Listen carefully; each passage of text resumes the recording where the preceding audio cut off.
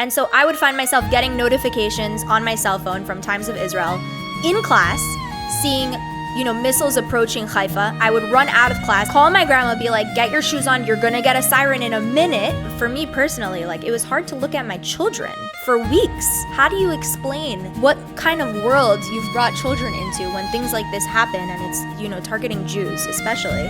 Innocent lives lost on all sides is a tremendous tragedy. All we expect is the same treatment, back. I mean, how do you recover after that conversation? It's pretty crazy, huh? Every week, we are in a new location. But if the content sucks, it sucks anyway.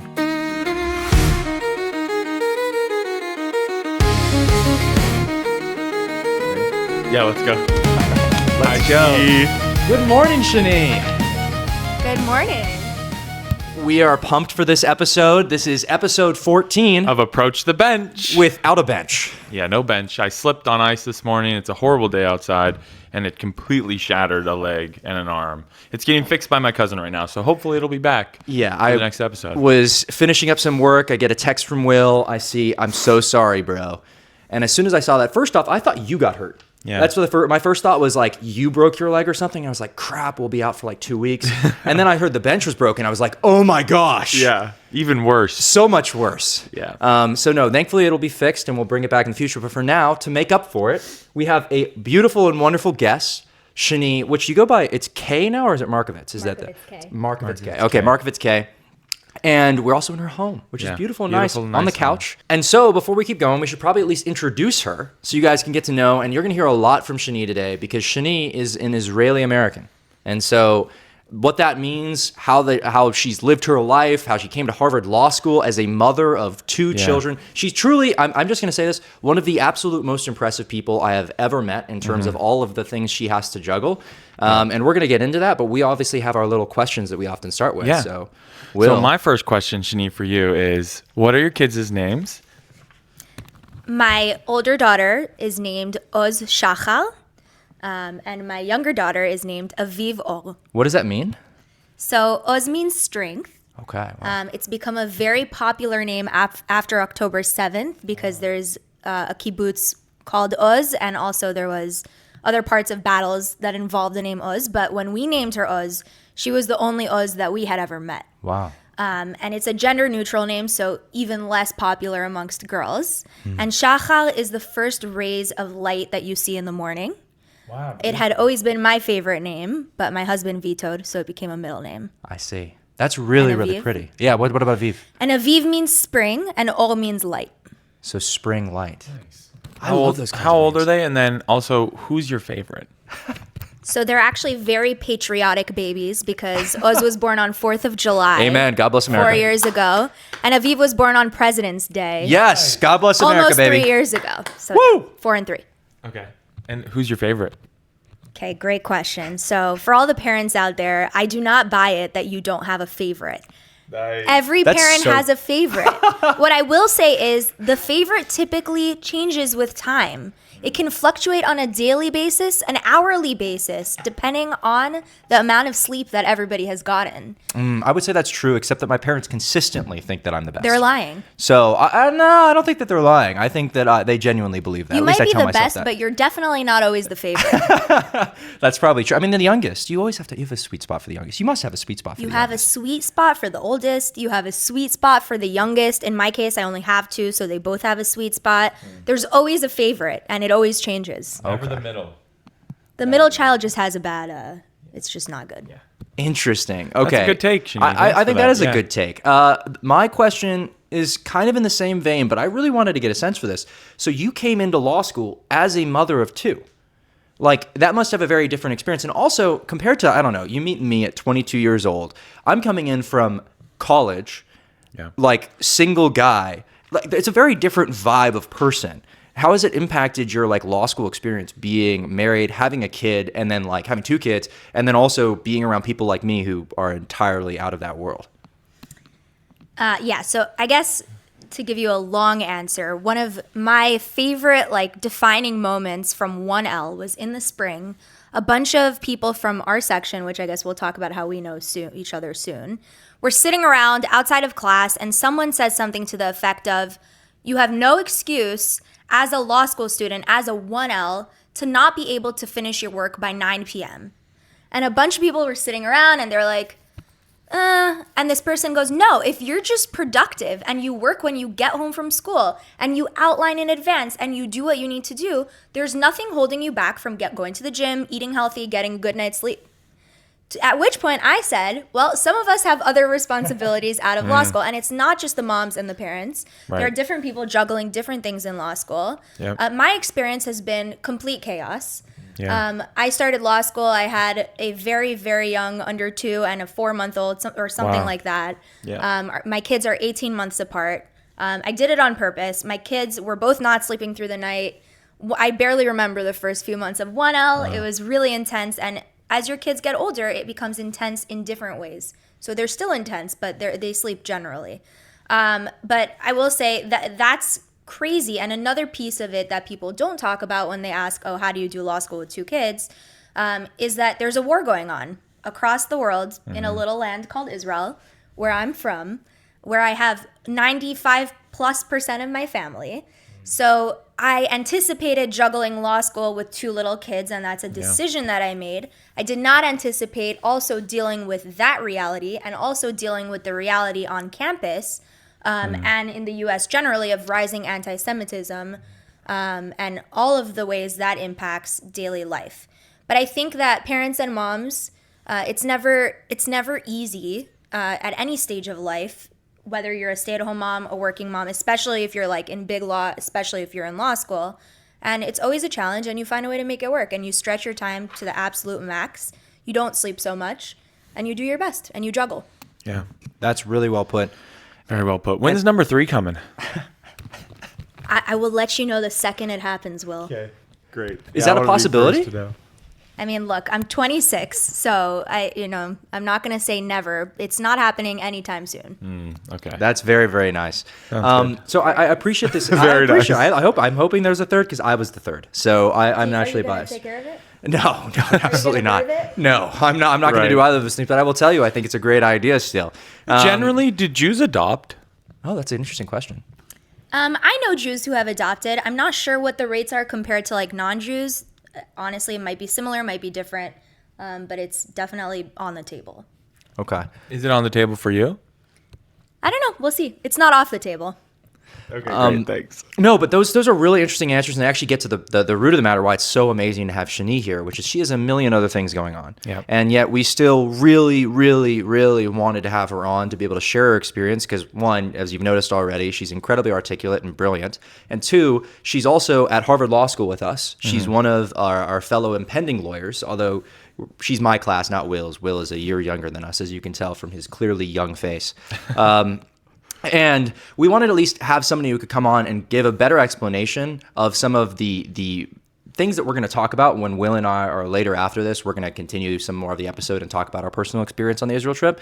But I really wanted to actually have somebody who would real life, kind of an expert opinion almost on Israel, because we're going to get so many things wrong. So it's nice to have somebody who actually has lived through Israel and everything else with it when we're getting into it. So as Mason alluded to, Shanee is a 3L here at Harvard Law School. I believe you guys were in the same section. We were. Yep.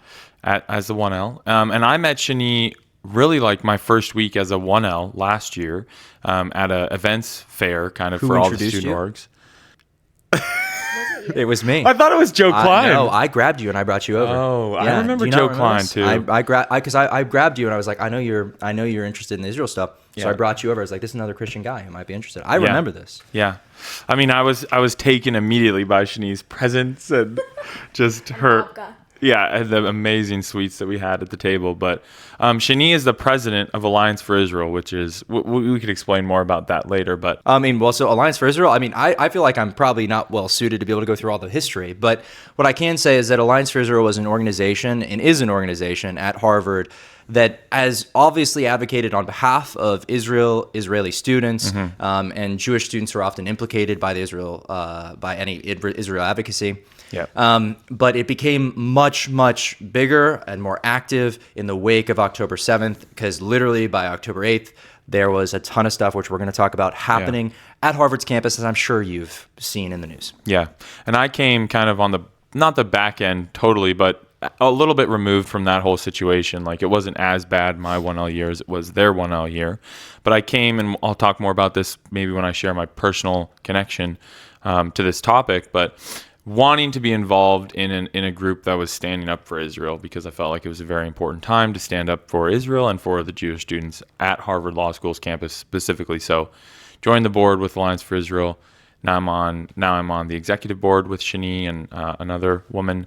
And so, yeah, that's kind of how I know Shanee. Other women on the podcast. Oh, yeah, with Lindsay. Duh. Yes, Lindsay is another person. It wasn't Lindsay just last semester, but yeah, now Lindsay's on the executive and so we're really excited to do it. And I think it's also important too, as we're coming in, as you're seeing, getting a better sense of where we're landing on this, also who we are and who Shanee is.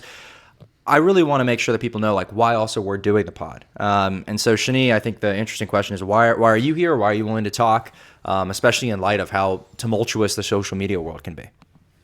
Sure. So I think sort of the motto of the podcast doesn't exactly align with me. I'm not Christian. I'm an Orthodox Jew, a modern Orthodox Jew. I'm not in FedSoc. I am not a bachelor nor a bachelorette. I'm married. Yep. I am in Harvard. You are. Yeah. And I also typically shy away from social media and doing any sort of conversations about these topics in public, because I think a lot of the impactful work is done behind closed doors on campus with people that I actually have relationships with, students and administrators.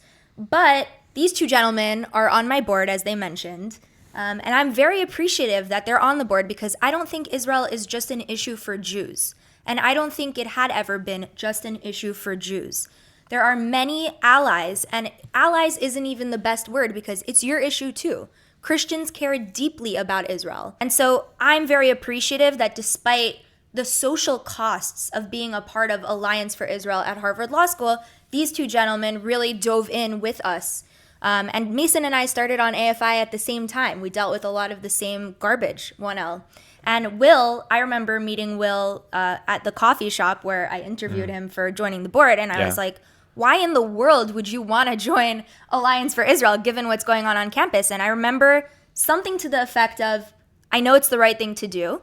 And because these two people have been standing up for me and my community and our community, I agreed to be on their podcast because they feel very passionately about their podcast. That's really sweet. Thank you. That is very, very sweet. I want to kind of redirect a little bit to your background and kind of the perspective that you're going to bring. So 2 questions. One, you mentioned that you're modern Orthodox Jew. Could you kind of just explain what that means and maybe give us a brief window into the types of differences between different practices within Judaism? And then also, because this will be really important, I think, can you give a little background on where you were born and where you grew up, and your ties to both Israel and America? Sure. So there are many different types of Jews. There are many different sects, if you will, of Judaism. There's conservative, reformed, and then there's also like ultra-Orthodox, Haredi, Hasidic. We fall like sort of what we believe to be in the middle-ish of the spectrum, although I will say different people view themselves as being in the middle of the spectrum. I'm not covering my hair. I'm wearing pants. I'm a modern Orthodox Jew. Primarily for, the way that I dress, and also there are differences in practice. Modern Orthodox Jews typically believe that it's appropriate, acceptable, and even desired to be part of the regular, secular, if you will, society. And so I'm at Harvard Law School. I plan to be a practicing lawyer and not secluded in the Jewish community.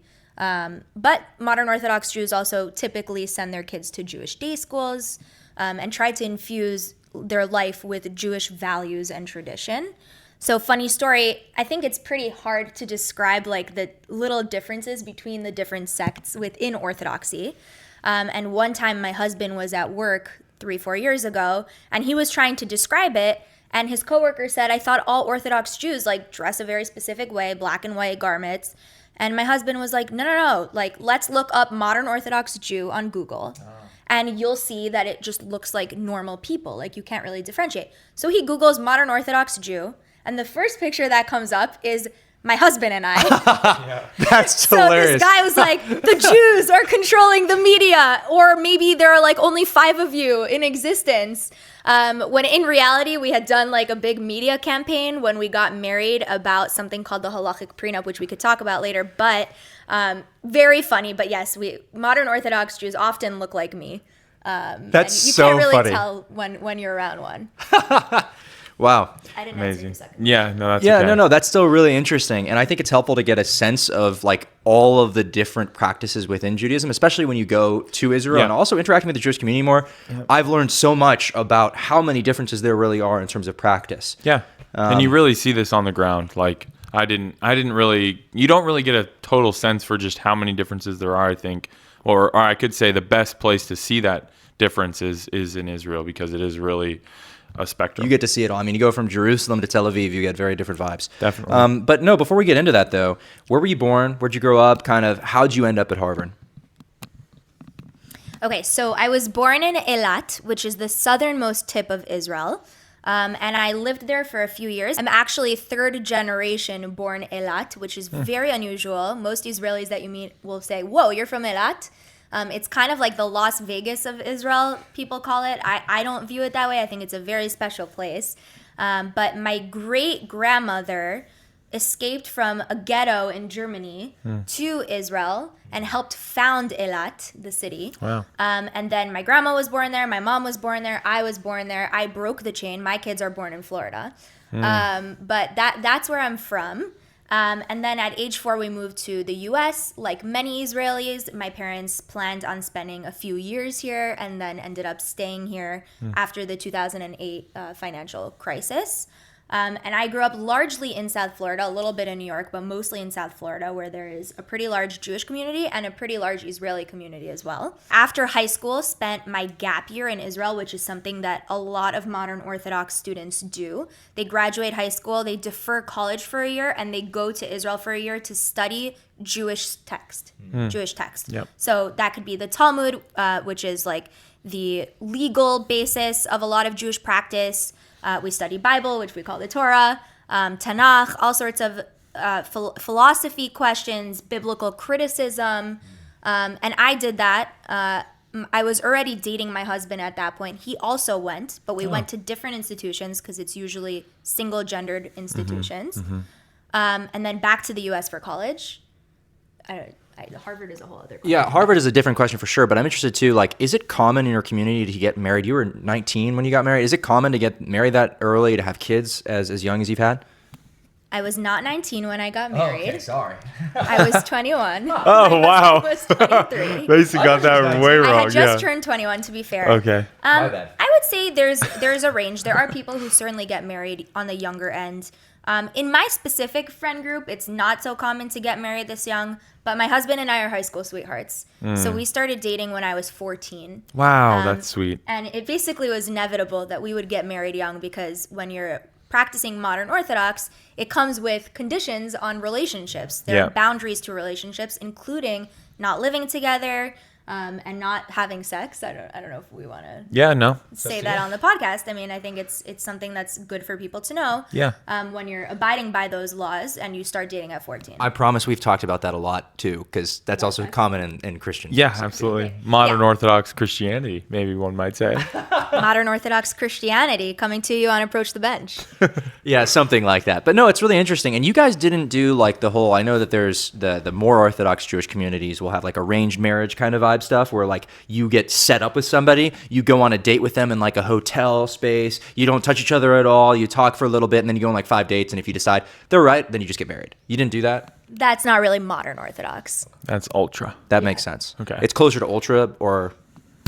So there's also like classically Orthodox. We have a friend at school with us that was actually on the trip with us. Yeah. And she calls it Yeshiva University Machmir, which means like the university we went to is a Jewish university. And Machmir means you do the intense way of doing a Jewish law or tradition. I see. Okay. And those people also, they're not ultra-Orthodox. They're Orthodox. But it's not modern Orthodox. In modern Orthodox circles, usually you'll meet people pretty naturally. You could get set up by friends, much like non-Jews get set up by friends, by mutual friends, but there's no resumes. There's no like meet me in a hotel bar situation. Nice. And you guys still do, as modern Orthodox, Shabbat, where you give up on technology for basically 24 hours time, and also practice the holidays where the same things can be applicable. Yeah, absolutely. And we keep the laws of kosher, so we have a whole different dietary regime than most students do on campus. And there are many other areas of Jewish law that impact your life that most people don't talk about basically on a daily basis. Jewish life is based around tradition and law, so which makes it a little bit different from Christianity, which is more about the spirit and a way of life, and less about like the specific laws in the Old Testament, right? Yep, Yeah, correct. Totally. I mean, we view it as like Jesus was the fulfillment of the law, and therefore the law no longer is something that is meant to be like binding on us as like a ritualistic practice, but something that sets us free. Yeah. And so we do practice to some degree like a Sabbath, but it's not nearly as strict. So you were mentioned that you were born in Eilat, but then you moved to Florida. Nice. So I'm just curious, like, how do you navigate those two identities, Israeli, American? How do you sort through that? Which one do you feel more strongly connected to, if that's a good question, or take it wherever you want? It's a great question. My answer is that I don't feel more strongly connected necessarily, although of course naturally at different points in life everybody feels more or less connected to different pieces of their identity. I don't view it as a hierarchy. I'm a very proud Israeli. I'm a very proud American. I'm a proud Jew. I think probably the only piece, and there are other pieces of my identity too, the only piece of my identity that really stands above the others at this point in my life is that I'm a mom. And I think that is something that is different from everything else about me, and that I intentionally put more emphasis on and lean into. But otherwise, in terms of being Israeli and American, I think it's a very natural mix. I grew up in a super culturally Israeli household. Kids running around, barefoot, often unclothed at early years, lots of directness. Everybody was honest, open, involved in each other's lives. We still are, and we love it. It's a big part of what makes our family special. But also I went to American schools. A lot of my friends are purely American, and I've been very influenced by American values too. And when I go to Israel, that shows as well. And I think those two pieces really mix, and it's challenging at a time when Israel is in war and you're living in America. And I think a lot of American Jews, let alone American Israelis, feel a sense of guilt, a sense of responsibility, which is why I got involved in Alliance for Israel. I actually didn't have any intention of doing serious Israel work on campus. I just wanted to focus on law and getting through law school with two little kids. Yeah. But when there's a crisis in Israel, it impacts you on such a deep level when you're Jewish, and especially when you're Israeli, to the point where, and maybe we could put up an image of Shira Bibas. I don't know if you've spoken about her on the podcast. There's a very traumatizing video from October 7th of a mother named Shira Bibas carrying her two little toddler boys in her arms, redhead boys, getting taken from their home into captivity of Hamas in Gaza. And as a Jewish mom, I know I speak for many when I say, you look at that video, you can't help but see yourself and see your children. And it took, forever to find out what happened to them. Constantly in your thoughts, in your prayers, not just like, once a week. I thought about her on a daily basis without exaggeration. Only, of course, to find out that she was brutally murdered and her two babies were torn apart by the hands, literally killed in the hands of terrorists, in cold blood. And that's what it means to be an Israeli American today, is to sit here, understand that, we're privileged, and that there's so much going on in Israel that impacts us because we believe that all Jews and Israelis are interconnected. And how do you deal with that? How do you balance that? And what can you do? And that's been a motivating question for me for my entire time, basically, at HLS. Yeah. No, that makes a lot of sense in terms of why you have to balance those identities then. Because obviously with everything going on in Israel, and with the fact that you were born there, that you have so much family there, there's a lot of interest and a lot of stake, honestly. There's a lot at stake with what happens in Israel. I think it's interesting to me too, because as an American, like first and foremost, I have a lot of different ancestry, but at this point, everybody in my family would just like it's just American. And I think as conservatives, there's a natural inclination for me especially to like hear that and say like, I really want people to be like pro-America when they're American. Yeah. And so I think it's a difficult tension, and this is something that I kind of want to explore as we go forward. And I think that there is a way to explore this and to do it right, because there is dual citizens to every country. Yeah, there are dual citizens to Britain. There are dual citizens I'm a to dual France, citizen. and you are a dual citizen, Yes. which is to Canada, though. I don't think that's a legitimate country. But like those are always tensions for people when you Right. have dual citizenship, Yeah. when that is a thing. Because I think as a citizen that you have an obligation to your state in one way or another. Go ahead. I agree. I think you do have an obligation to your state, and I don't view it as a tension. I think Israel is a natural ally to America. I mean, you can explore, and maybe when you tour, if you can talk about how there has been strategic cooperation, financial cooperation in all areas of the military, ranging from Israel helping America understand PTSD treatment, to the sharing of defense technology that's been created. And at least I think as long as Israel has existed thus far, Israel and America have been the closest natural allies. So I understand your point, but I actually don't feel a tension between the two. And I will say, your point is very well taken about your family being from different places and sort of a melting pot in America. I think most Jews that you talk to, if you go back even just 2 generations, sometimes 1, but always 2, there's almost always at least 1 grandparent, and often all 4 grandparents were persecuted out of their countries. Yep. Often in the Holocaust, but not only in the Holocaust. 2 out of my 4 were not in Eastern Europe. 1 was Morocco, 1 was Egypt. They both left by being kicked out of their home, sought refuge in Israel, which is why, although I'm a proud American, I also think Israel is critical for the safety of the Jewish people, because history has always repeated itself. Yep. Jews have been persecuted out of every country they've lived in. It's the first time in modern history that there's a Jewish homeland that Jews feel can protect them in a time of need, whether it be abroad or, God forbid, in America, although we hope and expect that it won't happen here. Yeah. And I don't view it in tension at all. I think it's 2 different important parts of my identity that work very well together. Yeah. I can relate to the tension piece a little bit, but also kind of the dual allegiances piece. Like, for me personally, I feel much more connected to America because I was born here. My dad's Canadian, so I have citizenship through him.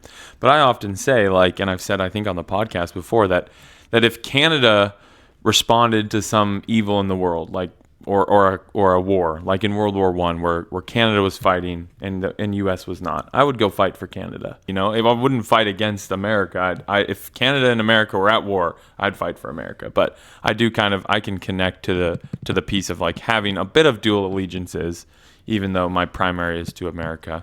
And then I found it, when you were sharing, pretty interesting to hear that, like, when you came to Harvard, you were not thinking about doing Israeli advocacy or any sort of, student group about Israel. But that all changed probably after October 7th. And I mean, that changed for me too. I mean, I'll share this later, but like, Israel was it was always implicit, like, yeah, I support Israel for some of the reasons you were saying, like strategic ally, great trade partner. I mean, we'll talk about the tech and the venture capital connections between Israel and America, and that's really interesting to me and important to me. But it was never something that I thought, oh yeah, I'm going to go, stand up for Israel when I go to Harvard Law School. It was really in the wake of October 7th and just seeing the craziness on campuses that drew me in. Yeah, and what I will say before we kind of hop into how October 7th changed everything, and maybe this is just sort of a response too, but I think that there's 2 questions here still, right? There's the question of like being a dual citizen, and then there's also the question of like American interests, right, in Israel. Yeah. And I think oftentimes, like, as an Israeli American or as a Canadian American, things like that, it makes sense for you individually to care about the place that you also have a citizenship to, that your people also call home, things like that. That makes sense.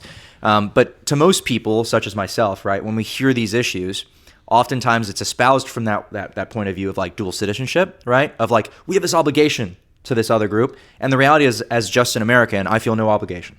I feel no obligation to any other country than my own. And first and foremost to the kingdom of God, right, as a Christian. Yeah. And so I think that's why there's the separate question. I think that's why it's important that you bring this up, that like as Americans, I think that ultimately there's a lot of interests that intersect with Israel's. I really think that from an American point of view, I look at it and I'm like, strategically, there's a lot of things that we can get out of Israel.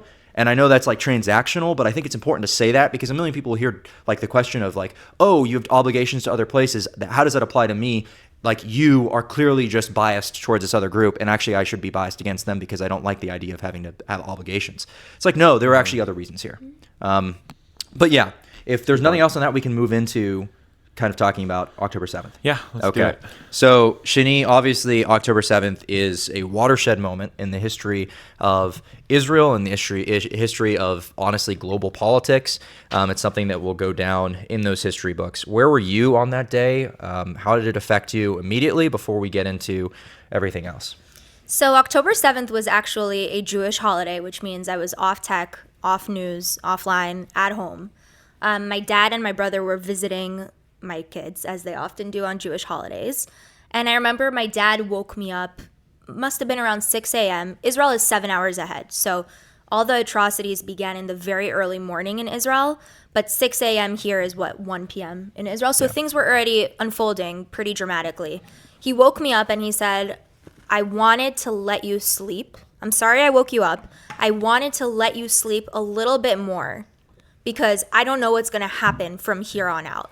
And I needed to give you a few more hours of sleep, even though I've been following the news for hours. This is what he told me. He said, Israel is at war. And I said, okay, Israel's at war. What else is new? There's always something going on in Israel. I've personally been in Israel through several skirmishes, wars, different ways to classify it. And I thought, okay, this sucks. This is going to be a hard few weeks. And he looked at me and he said, no. This is unlike anything I've seen in my life. Like, things are falling apart. This is an existential threat. And I remember immediately thinking, oh my gosh, it's a Jewish holiday. My sister's in Israel. My in-laws are in Israel. My sister lives in Israel. My in-laws were visiting. It's a big problem. And I started hearing words like invasion, kidnapping, things that never in my lifetime. And I don't think any Israelis thought that this was possible, that there could be a ground invasion in Israel, given that the IDF is such a powerful force, a protective force. And so I remember thinking at the same time, I have family, I can't be on my phone, and making a very quick decision, which I never had before, to break the holiday, to access my technology, to check in on my loved ones, make sure that people were still alive and that we could contact them. And I remember the same day on October 7th, my brother again was in my apartment and my dad found a name of a soldier that was murdered. And it was somebody that my brother was very close with at camp, his big brother, a very young person, a little bit younger than us. He ran into a kibbutz, one of the areas around the border, to rescue people, was murdered. And that was day one. So I remember thinking, oh my gosh, we're going to lose so many people that we know and love personally.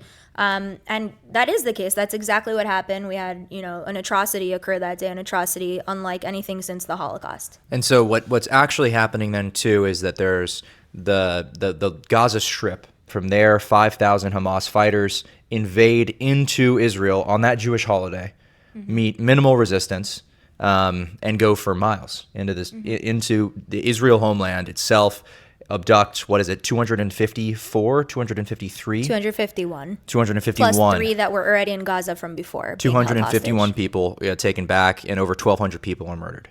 That's not accounting for casualties. That's murdered 1,200 people. Right. And that's not accounting for what happened after the fact as well, including, by the way, attacking a music festival for people who were there living life, celebrating peace out in the wilderness.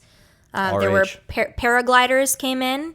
So they came in on the foot. They tried to come in by sea. They had less success there. Paragliding and thousands upon thousands of rockets, of course, all on the same day. Yeah, and we actually went to the sites where all of this happened just last week. And we got to see firsthand what that looks like, to be in a place like the Nova Festival, and to see how open it is, and also to see all the memorials with 400 people murdered, who are all, by the way, you walk around in those and look at photos of them, they're our age. They're like, they look like me or you, like people I know who are just literally out there partying. And like, Will, I'm not a partier. Like I'm not that kind of vibe guy, and I know a lot of people who are like that. I cannot imagine my friends going to something like that and then hearing the horror stories.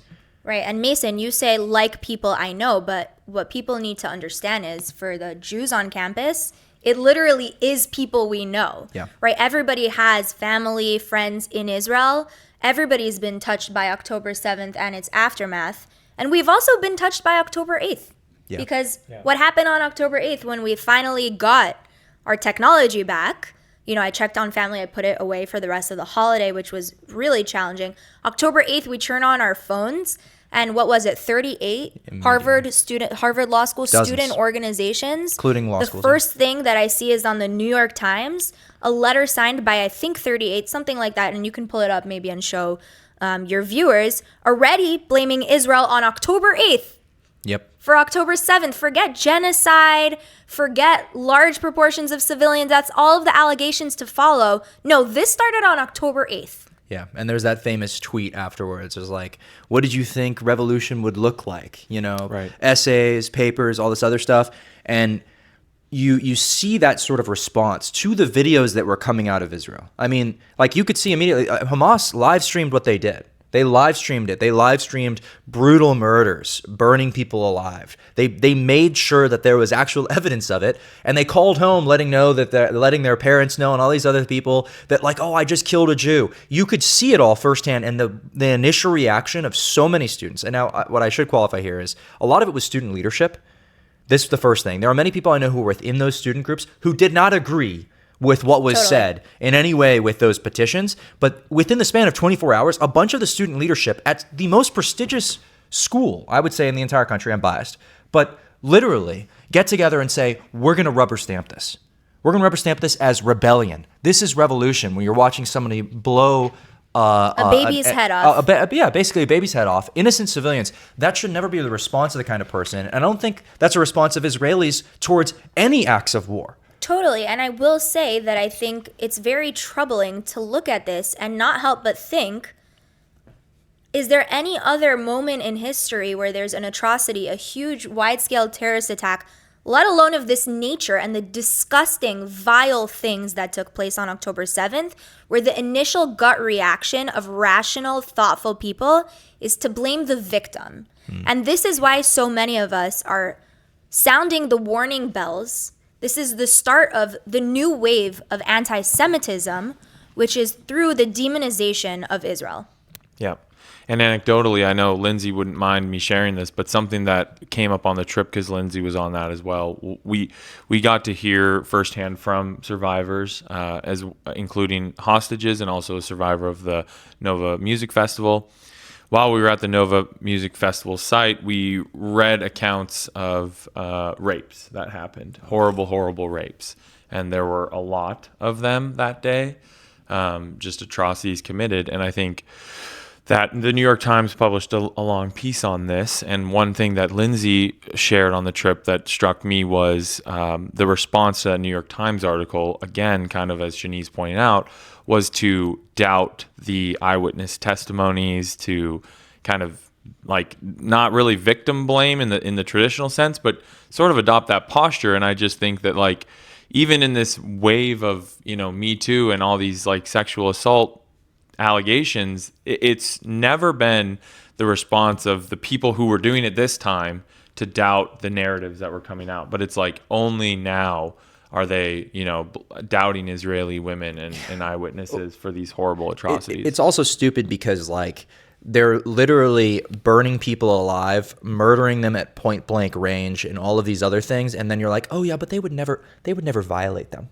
They would never do that. It's the dumbest argument I've ever heard. And also trying to prove that point. This is the thing that was frustrating to me with many of my friends who were talking about this right afterwards. They're like, oh, that didn't happen. And I was like, why does that matter to you? Why does it matter so much to try to go out of your way to be like, well, I want to see specific evidence of this thing itself, when you've already guaranteed from all the other videos that this other stuff has happened in the first place? The only reason you want to prove that is because fundamentally at the end of the day, your knee-jerk reaction to seeing this sort of stuff is that you think that the people deserved it. Yeah. And that it's a respectfully, me too, unless I'm a Jew. Yeah. And that's how the Jewish community here feels, is that if it were any other, minority group, that were making allegations that members have been raped, babies have been killed, the response would be empathy.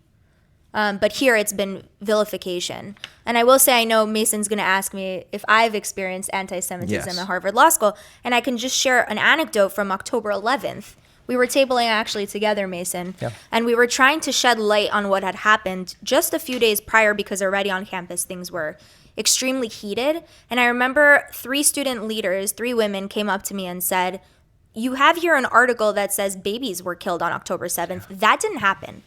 And I said, "What news source do you believe in? I will pull up Al Jazeera for you. CNN, everybody has reported babies have been killed. Babies have been taken hostage. What news source can I show you?" And they said, "Nothing you can show me would convince me." Yeah. That literally happened in front of 12 people. I remember. And I don't know how else to describe that, frankly, other than anti-Semitism. And yes, I've also experienced since October 7th anti-Semitism in the classical sense. Just a few months ago, we were in Sharon, Massachusetts, walking to synagogue with our kids, and somebody rolled by, pulled down the window. And by the way, you can tell that people are walking to synagogue because it's large chunks of people that visibly look Jewish with kippahs, yarmulkes, tzitzit, going to synagogue, pulled down their window, yelled, and spat in our direction. So things like that happen for sure, but most of the time it is about Israel, unfortunately.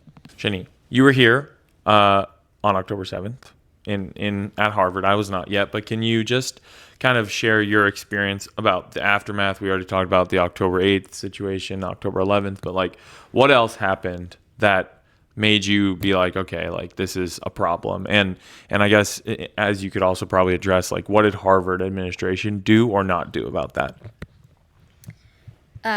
All great questions. So I think there are parallel issues happening simultaneously post October 7th. One is, and we don't talk about this often, acute trauma experienced by the Jewish community at the law school, which is, all over, but I'm focusing on the law school. That's my role. I felt traumatized. And, for me personally, like it was hard to look at my children for weeks. How do you explain what kind of world you've brought children into when things like this happen? And it's, targeting Jews especially. And everybody I know at Harvard Law School, all the Jews were deeply traumatized. And we still had to do law school. At Harvard Law School, which is never an easy feat, but especially when your brain is swirling in a million directions. So, for example, my grandma lives in Haifa. My dad's mother lives in Haifa. I'm very close with her. Later on in the war, Lebanon was involved, or more specifically, Hezbollah was involved, sending missiles, ballistic missiles, and often hitting Haifa. My grandma's an elderly woman. She, would get waken up in the middle of the night, feel shocked, not know really how to get by herself to a safe room. Israel is filled with safe rooms. The boys can talk about it later. And so I would find myself getting notifications on my cell phone from Times of Israel in class, seeing, missiles approaching Haifa. I would run out of class, sometimes multiple times a class. I don't know if you noticed, Mason, but call my grandma, be like, "Get your shoes on. You're going to get a siren in a minute."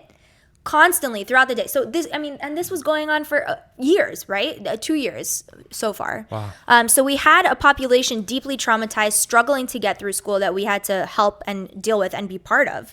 And that is especially, why I'm grateful for people like Mason who were around and held hands with us as we walked through this period, even not fully understanding what you were doing at the time. And then, of course, everything happening on Harvard, things from, immediately calling Israel's response a genocide, refusing to have any real dialogue about what was going on. And, I have a lot to critique Israel on. I'm happy to sit down and talk with anybody. I don't think that Israel is committing a genocide, but that aside, there's a lot to talk about. Not finding partners to speak with, people refusing to have even conversations. Jews getting shunned out of different law school groups on campus, especially the Middle Eastern Law Student Association, which Israel is in the Middle East. But when you're online on their, Slack, and it's constantly about how the Zionist movement is out to destroy the world, obviously people who are Zionist, which is most Jews that I know, because Zionism is a core tenet of Judaism that I practice, are shunned out of those groups. Could you explain Zionism really simply for the audience real quick? Zionism, very simply, is a belief that Jewish people should have a homeland in the biblical state of Israel, biblical land of Israel. And, there are different flavors of Zionism, and it doesn't resolve all the questions of modern state of Israel. It doesn't resolve border disputes. There are different ways to view that. Zionism doesn't necessarily take a stance on any of that on the West Bank, on what to do with different land swaps. Certainly doesn't preclude the two-state solution, which is what most Jews in my lifetime had advocated for before October 7th. You go to AIPAC, like the largest, pro-Israel movement other than maybe CUFI in the United States, and everybody's advocating for a two-state solution. So obviously Zionism doesn't at all preclude that. But it's a very simple belief that there needs to be a homeland in the biblical land of Israel. And the reason is obviously, well, two reasons. One, that's what God promised. And two, that we've been kicked out of every other country in all of history. Yeah. And so just to before we move on to a little bit more about like the response from Israel to October 7th and everything else like that, I'd also love to hear a little bit more about like kind of the long-term trajectory of things at Harvard from your experience, especially dealing with like there was the BDS resolution that student government pushed, and just the general vibe of like walking by protesters all the time, and then encampments in April of 2024. What was that like?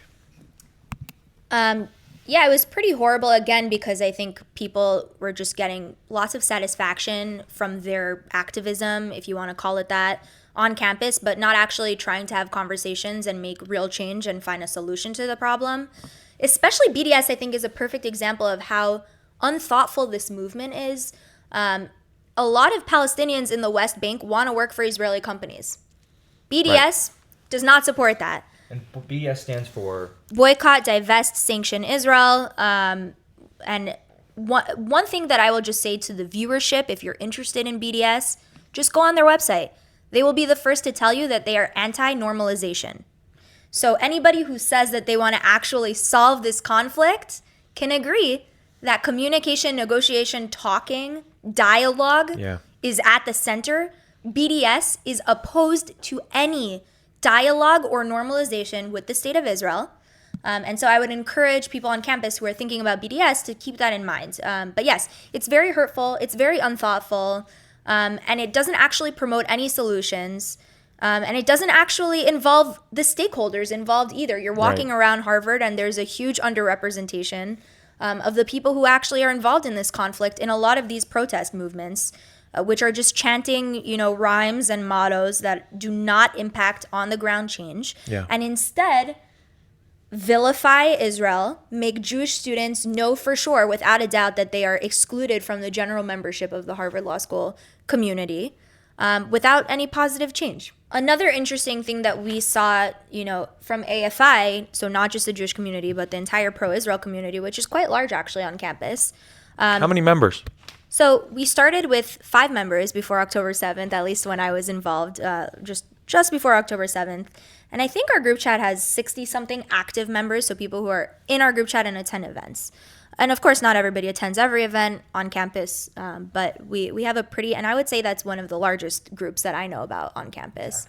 It's very active. It's quite large, it's quite active, it's very close-knit. It's a really vibrant, beautiful community. I encourage you all to join. But something that we were tracking was the student government response to what was going on. And early on, we reached out and we urged them to pass a resolution condemning the violence of October 7th, the largest Jewish atrocity on the Jewish people since the Holocaust. They, of course, refused because it's Jews. So why bother? And then we realized last year we heard rumblings of a resolution that was going to pass that would call for a referendum, so a full student body vote on boycott, divest, sanction. Although, to Harvard's credit, it has repeatedly said it will not be divesting. It's not even practically a possibility, I think, based on the fact that like NASDAQ is filled with Israeli companies. It's so silly. But putting the practical aspects aside, Student Gov refused to condemn October 7th. They sent out an email, though, sympathetic to the Palestinian people, but God forbid they should send the same for the Israelis. Whereas in our student events early on, we definitely made a point to mourn innocent lives lost on all sides, because innocent lives lost on all sides is a tremendous tragedy. And all we expect is the same treatment, back. And by December of last year, so now we're in December of 2023, we heard rumblings of the then Student Gov that was going to pass a resolution to go for a referendum on BDS. And we looked up what resolutions had student gov passed until then, because one would think the student government of a law school in America would be focused on things like mental health, credits, getting money for TF positions, getting better accessibility in the older buildings. No, between March of 2022 and December of 2023, December of 2024. Yeah. March of 2022 and December of 2024, the student government had passed only 4 resolutions, all of which were about Israel, all of which vilified Israel specifically. Instead of taking balanced views, being pro-Palestinian and pro-Israelis, or any other more rational, reasonable things to do, the only things that they put out during that period were 4 anti-Israel resolutions, which again, what does that tell your student body, your Jewish students? Yeah. We can get behind a lot of Jewish pro-Israel students are actually really liberal. So Yeah. when you're talking about time, place, and manner restrictions, when you're talking about not disciplining students for protesting in libraries, a lot of Jewish students would be happy to support that, to get behind that, but not when there's always a PS, Israel's committing a genocide. Right. So we realized that was happening. We called them out. They quickly passed like one resolution unrelated in December just to be able to say that, no, that's not the only thing they're working on. And if you look at their student government website from before then, they had always passed a plethora of resolutions every year that supported the well-being of the student body. Right. So again, things like that, they happen, they compound, they're over and over, and it causes you to reach the inevitable conclusion that it has morphed into, there is a new anti-Semitism that is hiding behind anti-Zionism. And it's really sad and it's very scary. Yeah. I know that we'd want to talk a little bit more about some of the positives coming out of Harvard, and I know that there are some positives for sure in terms of the administration wasn't all bad, and they did make some steps. But given time restrictions and to make sure that we respect Shanee's time, I also want to get us into a conversation About the way forward. about the response. Yeah. Because I know agree. most people, especially people who may not be like fully on board Yeah. with Israel or especially see all the news, Yeah. their response to this is, okay, you've said all of these things about like how horrible things have been for the people of Israel, how they've been terrorized. What about the people of Gaza, right? And you could see, I mean, many buildings are destroyed in the Gaza Strip. There's a lot of homelessness. There's food dependency, all sorts of terrible things. And as you were talking about, innocent life, generally speaking, should not be terrorized. It should not be ended. And that's a terrible aspect of war. So I'm kind of wondering, what do you think of the Israeli government's response? What do you think of like how to handle this kind of issue, especially when people respond like that? When you're talking about all these things that have happened to you and their initial response is, well, what about this other side? Right. Kind of what's your general response for that? I do not support the killing of innocent lives anywhere at any time. I think what's happening in Gaza is beyond devastating. I could cry if I, get into it. What we've seen from Gaza is atrocious. It's scary. It's unacceptable. I blame Hamas. Unfortunately, there was leadership put in place that is there for the purpose of terrorizing its own people and destroying Israel.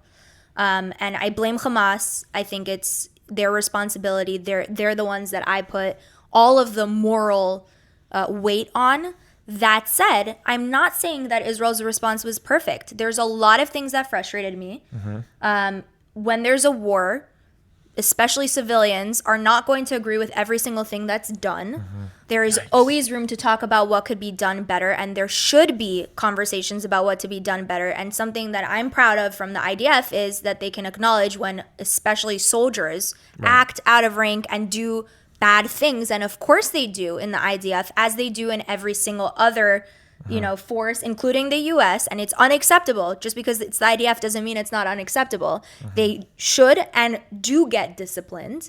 But in terms of looking out and seeing what happened in Gaza, do I blame Israel? Absolutely not. And I just want to remind everybody that Israel had hostages in Gaza until this October. Right. Literally this October. And every time there's a conversation, one question that I have is, what do you propose Israel should do? Right after October 7th, when there's a huge, security breach, and the only thing that is coming out of the mouth of Hamas is, we're going to do it again 100 times worse. And we're bordering, right? Israel and Gaza are literally bordering. And we went to Israel. We saw just how close that border is, way closer than I remember. Yeah. So there's that. And then also afterwards, when you have active hostages sitting in a civilian, dense, really modern day warfare to an extreme, what is Israel supposed to do to defend itself, to get its hostages home, to ensure that it's not going to happen again? Again, not saying they got it perfect, not saying every soldier is moral, not saying any of that. All room for reasonable critique and debate. But if you're going to single out Israel and treat it differently than you would any other country, any other war, any other military force, I would ask yourself why. Mm-hmm. Do you have 5 minutes? Do you have 5 minutes? Literally. Okay. Mason, I think 5 minutes in closing. Can you just talk about the way forward, both for Jewish Americans, Israeli Americans here, and also maybe for the broader region? It's a huge question. Yeah. But 5 minutes. Okay, so I think that there's a lot of things that are happening around the world that give us, I'm very stressed, I'm very worried, but there's a lot of positives happening. One of them is the Abraham Accords, and I think it would be amazing if we could talk about this more on campus. Arab countries surrounding Israel, or normalizing with Israel, and Will, I think you're going to talk more about this. I think the way forward for sure involves some sort of economic cooperation within the region. And it benefits everybody involved. And it also benefits just bringing down the tension between Muslims and Jews. Yeah, for sure. And that's very important. And that's also important on campus. There has to be more dialogue. I am happy to talk to anybody that wants to have a rational, reasonable conversation that involves critique, that involves disappointment put on the IDF, on Israel, as long as it's not demonizing, treating Israel with double standards, and actually talking about a way forward.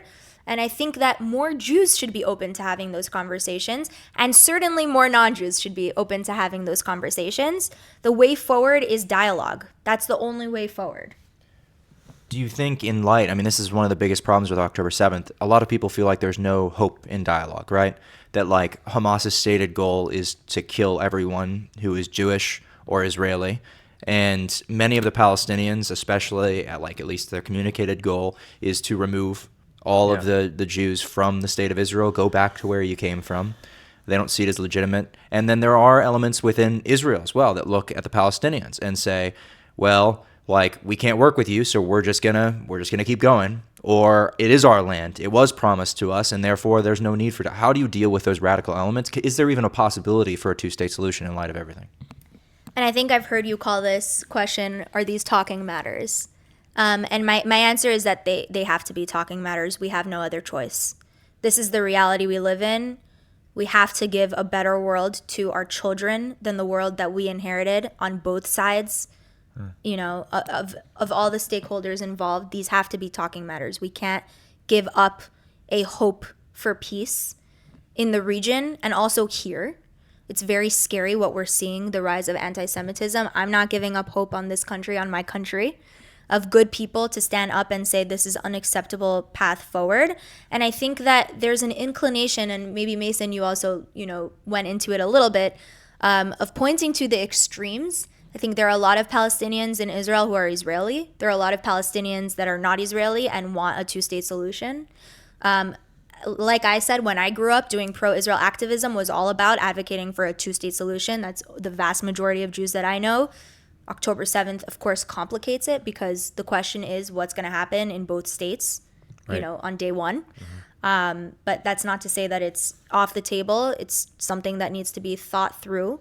And people need to be thinking about it. People need to be advocating for dialogue because this cannot continue. We're headed in a very, I think, negative direction right now that involves continued loss of life on all sides of innocent people. And I think that's unacceptable. Yeah. Well, we want to be respectful of your time. And so, we could just keep talking. We could go for hours. And Shanee is wonderful. She's brilliant. Yeah. She has so many experiences. There are obviously so many more things that we would want to say and talk through. There's many more nuances to this topic, but we wanted to make sure that we at least had time to give her as much space to be able to go through this issue, give you an impression and understanding, however brief it may be, of what it's like to be an Israeli American, what October 7th meant to her, to Jews across this country, across the world, and also our kind of experience here at Harvard too. Right. So keep that in mind. We're going to talk a little bit more after We're going to this, come in but- and add all the nuance now. Yeah, now we're going to come in really and tell you what we job. really think. Yeah. but Say one thing? absolutely. Yeah, because I was totally not nuanced until now. I just want to say, I know a lot of your viewership is not Jewish, and for those of you who are looking out for your Jewish friends and for your Israeli friends and standing up in the face of what is, again, has tremendous social costs, unfortunately, right now, thank you on behalf of the Alliance for Israel community, and we hope to see you at all of our events. Amen. God bless you. Thanks for joining us, Shanee. Thanks, Shanee. I mean, how do you recover after that conversation? It's pretty crazy, huh? All right. So Shanee's gone now. Shanee is gone. As you can see, she had to run off to a meeting. She's a busy, busy lady. Busy lady. So it's amazing that Very she grateful took for her any time time. to be Yeah, able to do that. absolutely. And I hope that you guys can appreciate the perspective she shared. We tried to get as much of her just experience as possible. Yeah. As you noticed from that conversation, we didn't go into all the really in-depth politics and the history and the factual questions. I think the Israel-Palestine discussion, above all else, is a factual discussion. There's an aspect of it that's moral. I think there's a moral level to 100%, massive.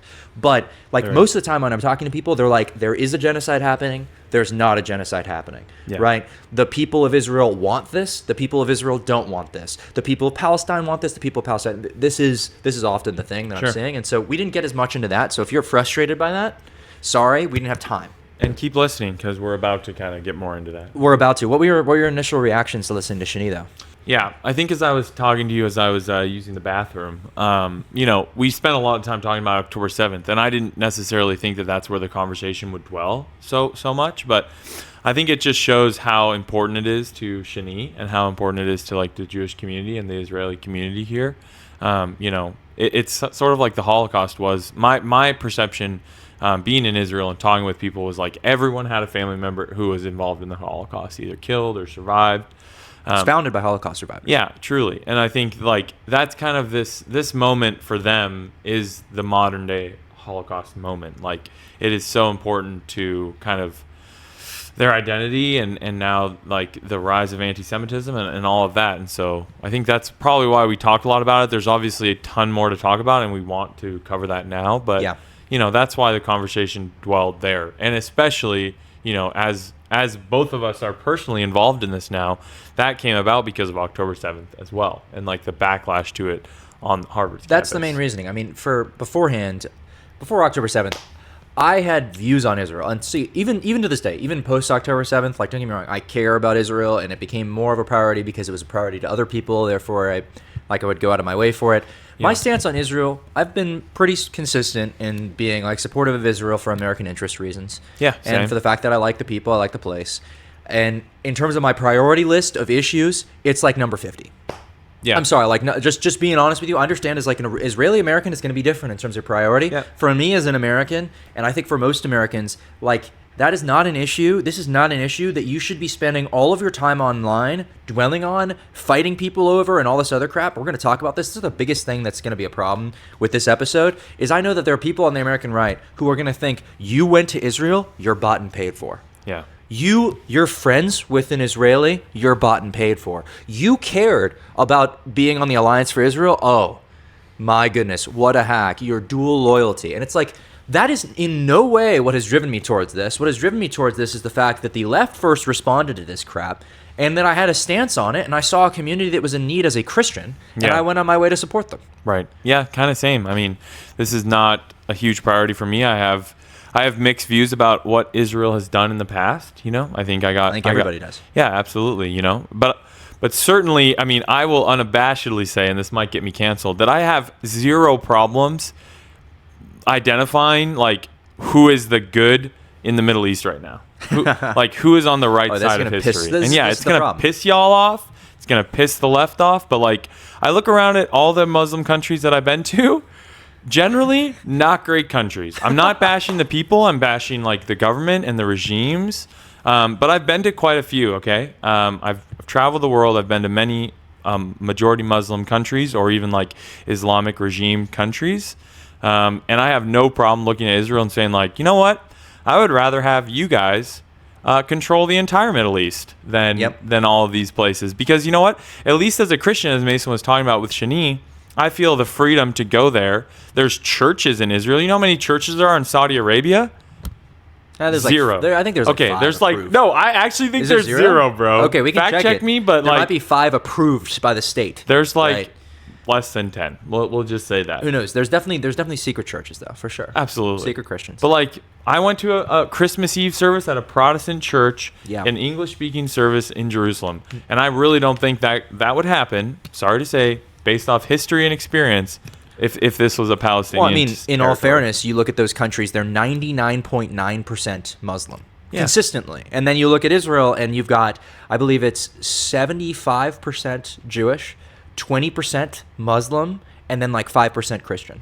Yeah. And it is the only growing Christian population in the entire Middle East is in the state of Israel. But I think this is important as a qualifying point too. Like, as a Christian, I look at this issue and I see people who are suffering. That's the first impact. I think when you see starving children in Gaza because of horrible policies, decisions from the Israeli government, that I should be able to criticize that and say, as a Christian, that is wrong. You should be flooding the zone with aid, and if you're not doing that because you're trying to get back at the innocent people for the things that were done to you, which I understand as a human, after you get raided and have thousands of your people murdered in that brutal fashion, you don't want to do anything that you should. But as a Christian, we're called to still say you still have to go out of your way and support innocent life. Certainly.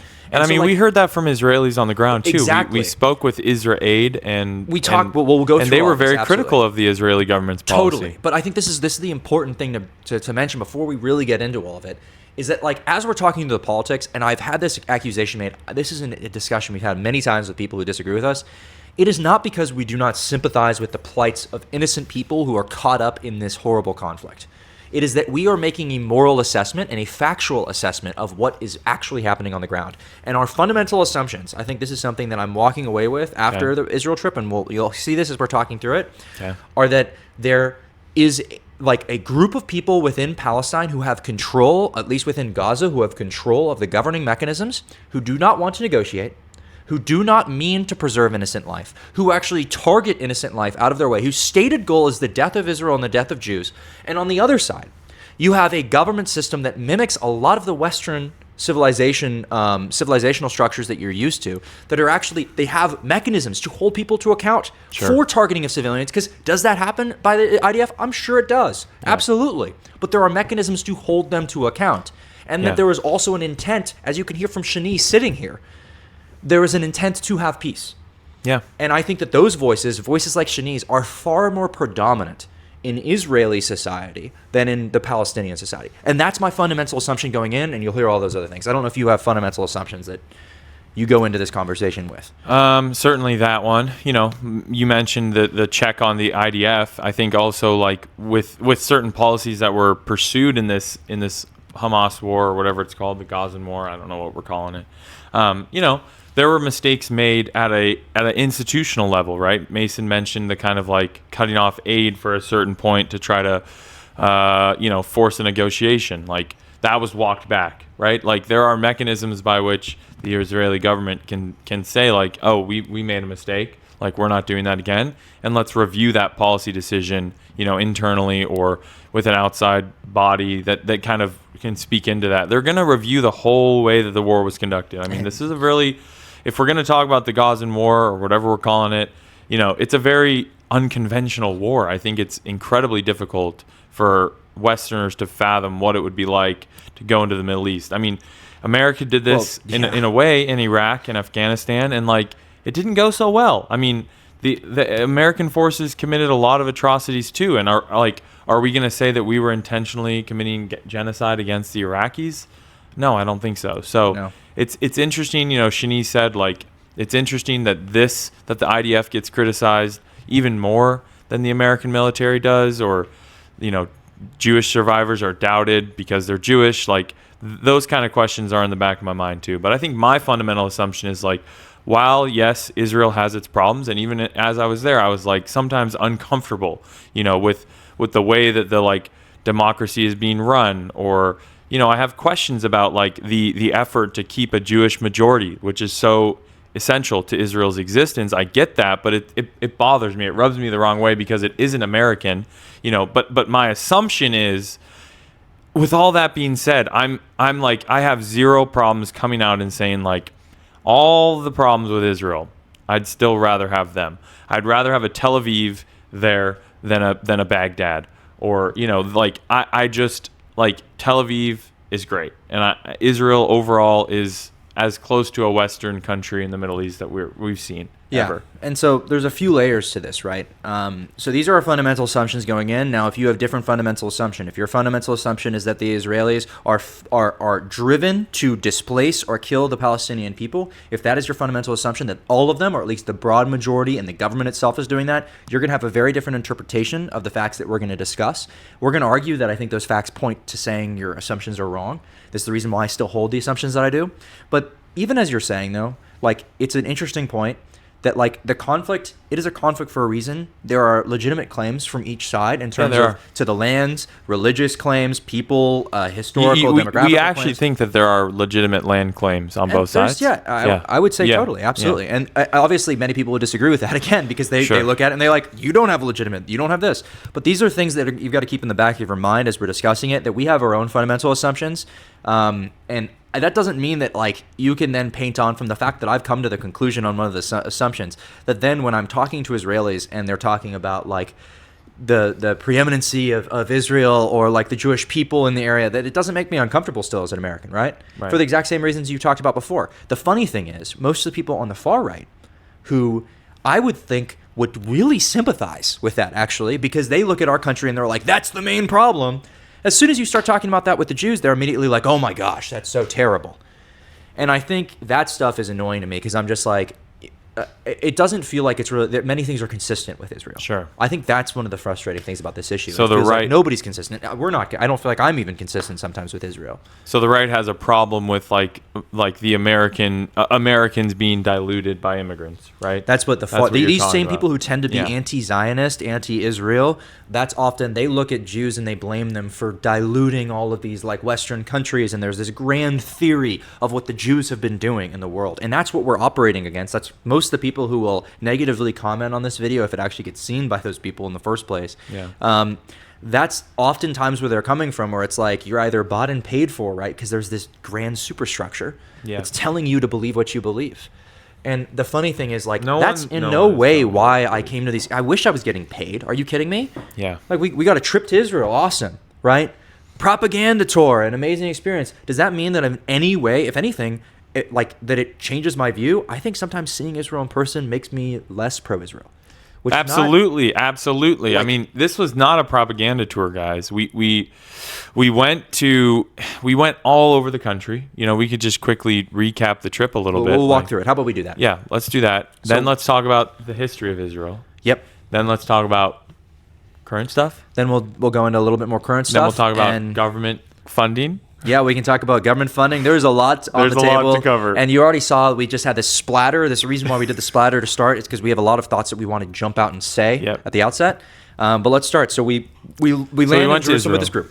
Oh, we're going to walk through it day by day? So we land in Jerusalem with this group. I think it's important that we kind of talk through the different experiences. Yeah. Sure. The group is made up of mostly, it's a mix. It's a mix of like Alliance for Israel board members like us, and then students who are from Harvard who are not supporters of Israel.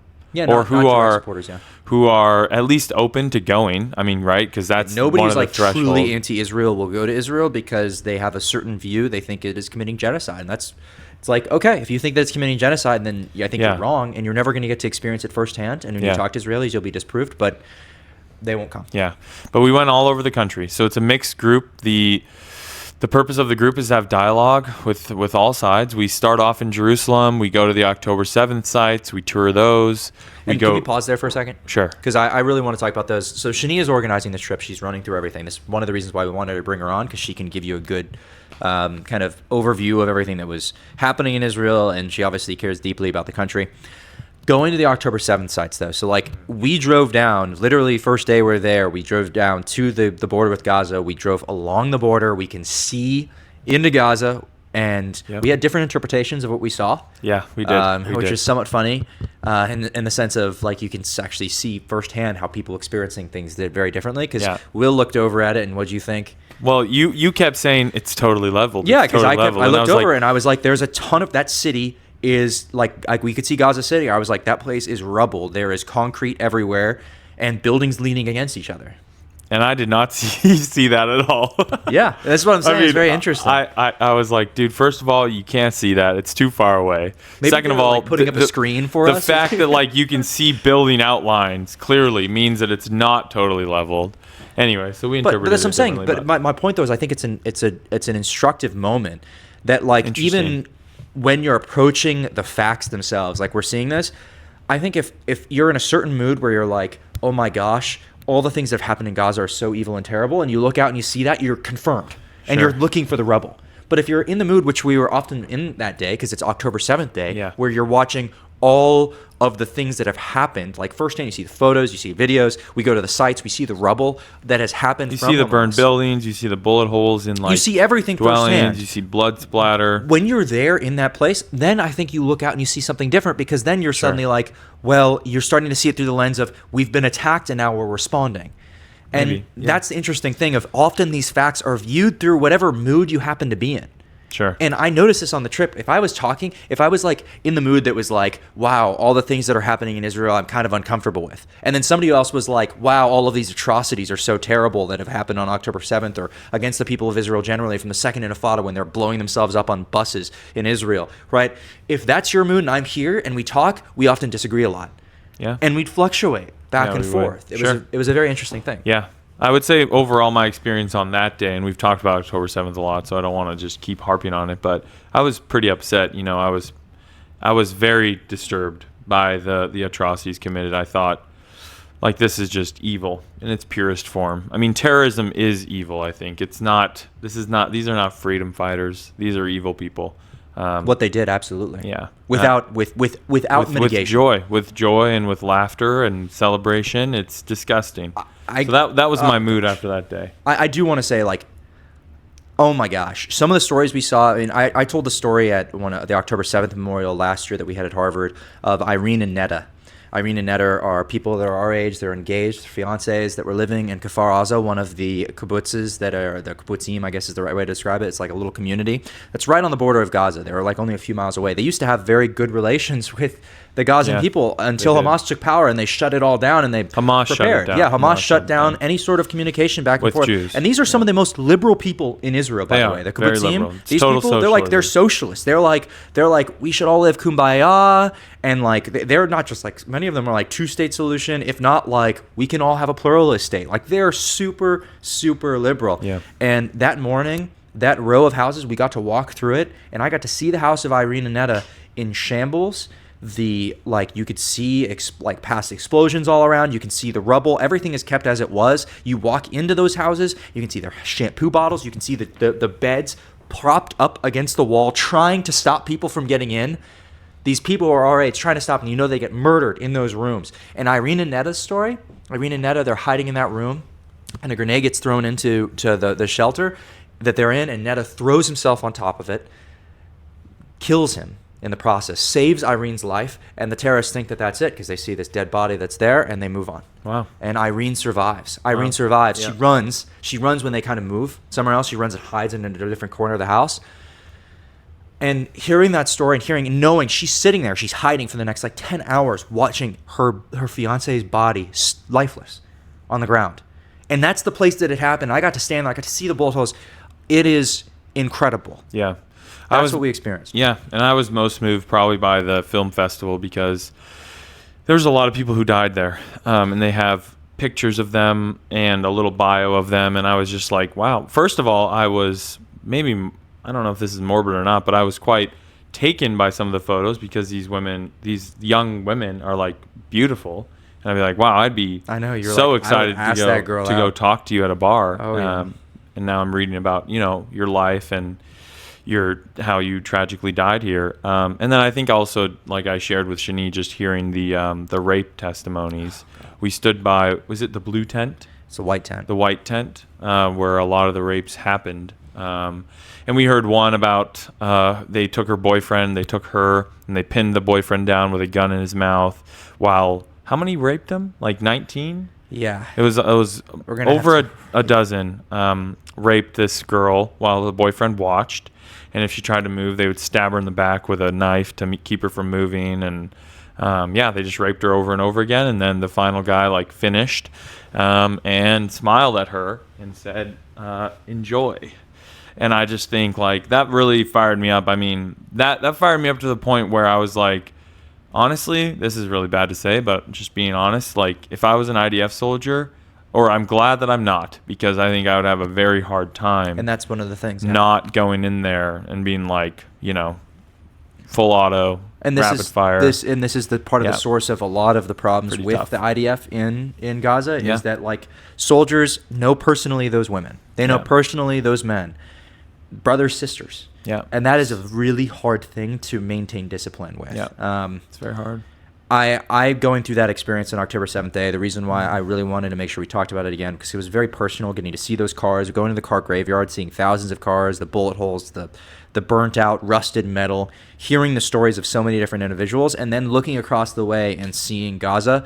It hit home to me how broken our world is, and that kind of fallout line that war never changes, that war is terrible, that war is an evil thing, that I think that the natural reaction of all people to that sort of terror, and walking through Gaza and hearing and seeing those stories, I think it would have evoked the same reaction of these are terrible things that have happened. Yep. And I think that the assessment then, this is why these debates matter, about the assessment of why this stuff happens. It's important because that might prevent it from happening in the future. But two other things to mention that were interesting with being there at that border. We got to see, the drones that were flying above Gaza and taking photos, you could hear them. And then also it looked like, I'm not 100% certain, that there was an explosion in Gaza while we were nearby. Yeah, it did. And so that was sobering to be I'm just on a tour. Right. Yeah. And there is still they're still fighting. There's still conflict going on around. Yeah. That was only part of the trip, though. Of course. The broader trip, we went, I don't know if it was the next day, but we went over into the West Bank. We talked to Palestinians there. We went into Area A, Area C. We couldn't go into Area A because of some people on the trip, and also just it was no. dangerous. Actually, when we were in, there's three different areas. We should just clarify this. There's Area A, which is Palestinian Authority controlled, so it's just Palestinians that are allowed there, civil and military. Israelis, you'll see there are signs going into any area A spot do not go here, we cannot protect you, you will be physically hurt, because this often happens. There's a very famous incident of this happening where an Israeli accidentally drives into an Area A and they get lynched by a mob of Palestinians. That does happen. And so oftentimes it's jarring to see those signs as you're driving by. Then Area B is an area that's under Israeli authority, Israeli military authority, but it's a place where there are Israelis and Palestinians that transit. Palestinians have civil control, Israelis have military. Exactly. And then Area C is both just military and civil control for Israel. Yeah, and this is from the Oslo Accords. Yes, it's from the Oslo Accords back in the 90s. And we went to Area B because we were meeting with Palestinians who wanted to come and meet with us and talk and share their perspective. Yeah. So we met with several people. We can't share identities because it was all off the record. But we got to meet with, I think this is okay to say, a member of the Fatah. Fatah. Yeah, I don't know how to fully say their name correctly. Yep. It's one of the parties that's in control of the West Bank. Yep. At least they have some larger say in the West Bank. There's kind of a coalition government these days, it sounds like. Yeah. Part of the PLO. Yeah, they're they have an interesting network. They're Yeah. separate from Hamas. They are rivals with Hamas in many ways. Hamas's goal is the complete conquest of Israel. Fatah's is the same, just in different ways. And by different ways, I mean slightly less militaristic, because they also sponsor, they have something called Pay to Slay. This is through the Palestinian Authority, which they also support. And that's basically if you go and blow yourself up in Israel, your family will be provided for the rest of your life. And Fatah does do that. And we asked him directly, and he gave us a very... It's part of resistance for them. ...unconvincing explanation of why that was totally legitimate. No, it's part of... But anyway, we met with him, and we met with another guy who we can say... You can't... I wouldn't say names. It was just we met with a tour guide. Yeah, and he runs an organization that tries to bring together... participates in an organization that tries to bring together Palestinians in the West Bank and Israelis to have dialogue together. and he was great. I mean, he was the most He's the most winsome. Yeah, most winsome. Also, kind of, I could empathize with him the most, I think. Well, and remember my question was, though, I was like, I think that if most Palestinians held the view that you hold, that you espouse right today, and you're willing to meet with us, talk with us, and also say that you believe in trying to have a two-state and understand the Israelis, I think if most Palestinians agree with that, amen. I would have very different views about the conflict. I would have incredibly different views. Sure. But I'm not convinced that's true. Sure. Yeah. So anyway, we went into the West Bank. We also went to both the borders of Syria and Lebanon and toured those. That was amazing. Got to go on the Golan Heights. Driving along, we were in Jeeps driving along the border of Syria. Yeah. And we could see into Syria. Yeah. And got like a high level breakdown. We did. From like basically what felt like Israeli intelligence, essentially, like on understanding the region. No. That was so incredible. Yeah, the guy we met with is actually, he works in civil affairs. So he kind of goes into Syria, manages different agents over there, and has done that for many years. So that was really interesting. We got to see all the defense networks that Israel has on the Syrian border to prevent another invasion. You really get a sense, I think, being in Israel about how imminent some of the threats are and have historically been. And it's like, it's like 2 hours from Jerusalem or 2 hours right from there. Tel Aviv. It's all very close. I mean, and when we talked with an expert on Hezbollah, which is it's a terrorist organization largely based out of Lebanon, she was saying, like, up until October 7th, I mean, they would see literally like Hezbollah soldiers on the hills right by the border. Like there's border wall, there's Israeli house right here, there's Lebanese house, and there's you can see the Hezbollah like flag, armband wearers, headband wearers, all there with their guns, everything. Like they'd see them occasionally. Yeah. Hello. So we're currently out at the Lebanese border right now. I'm surrounded by a bunch of dumpsters. You can see over here, though, there's a mushroom factory here, our bus, and then there's the Lebanese border. My group is also over there talking to a lady right now who does a bunch of work on Hezbollah. She's an expert on them. I'm about to go rejoin them, but before that, I wanted to at least kind of mark the occasion because it's such an interesting place to be. In the far north of Israel, right at the border with Lebanon, close to Hezbollah forces, within just a few seconds striking distance from most of the 1,000 rockets that they're expected to have. This population area was entirely evacuated for the last 2 years during the war. Now, because there's a ceasefire and seemingly peace, people have been able to move back. About 60% of the population has returned.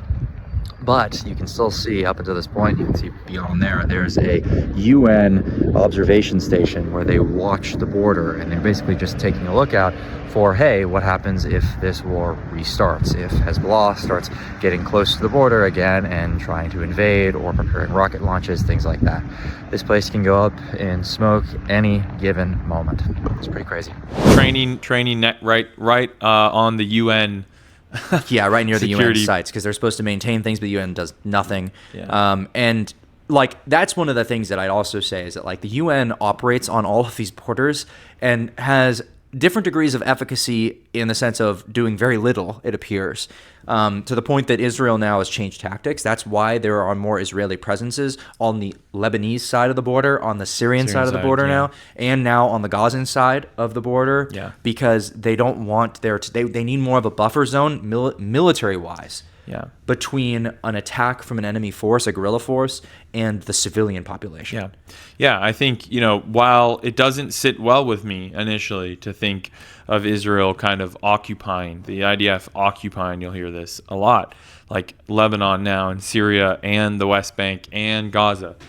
Israel's perspective on that is like, well, we've been invaded before, and so it's kind of like it's an advanced warning, right? Like, this is a very common military tactic. You set up a listening post, observation post that's supposed to give like your patrol base at the platoon level just an advanced warning. And that's really what Israel is like doing in the settlements in the West Bank, now in the north of Gaza, and in Syria and in Lebanon. So when you look at it from a security posture, it makes a lot of sense. I think geopolitically, it complicates the situation.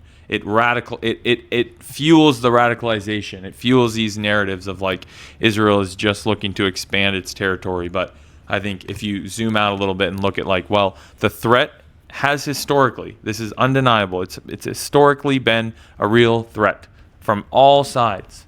And now it's like, well, we have to have these buffers. I mean, the lady that we're meeting with had this great line that I thought was very convincing. She was like, listen, if we're going to win the PR war on this, it's going to cost more of our lives.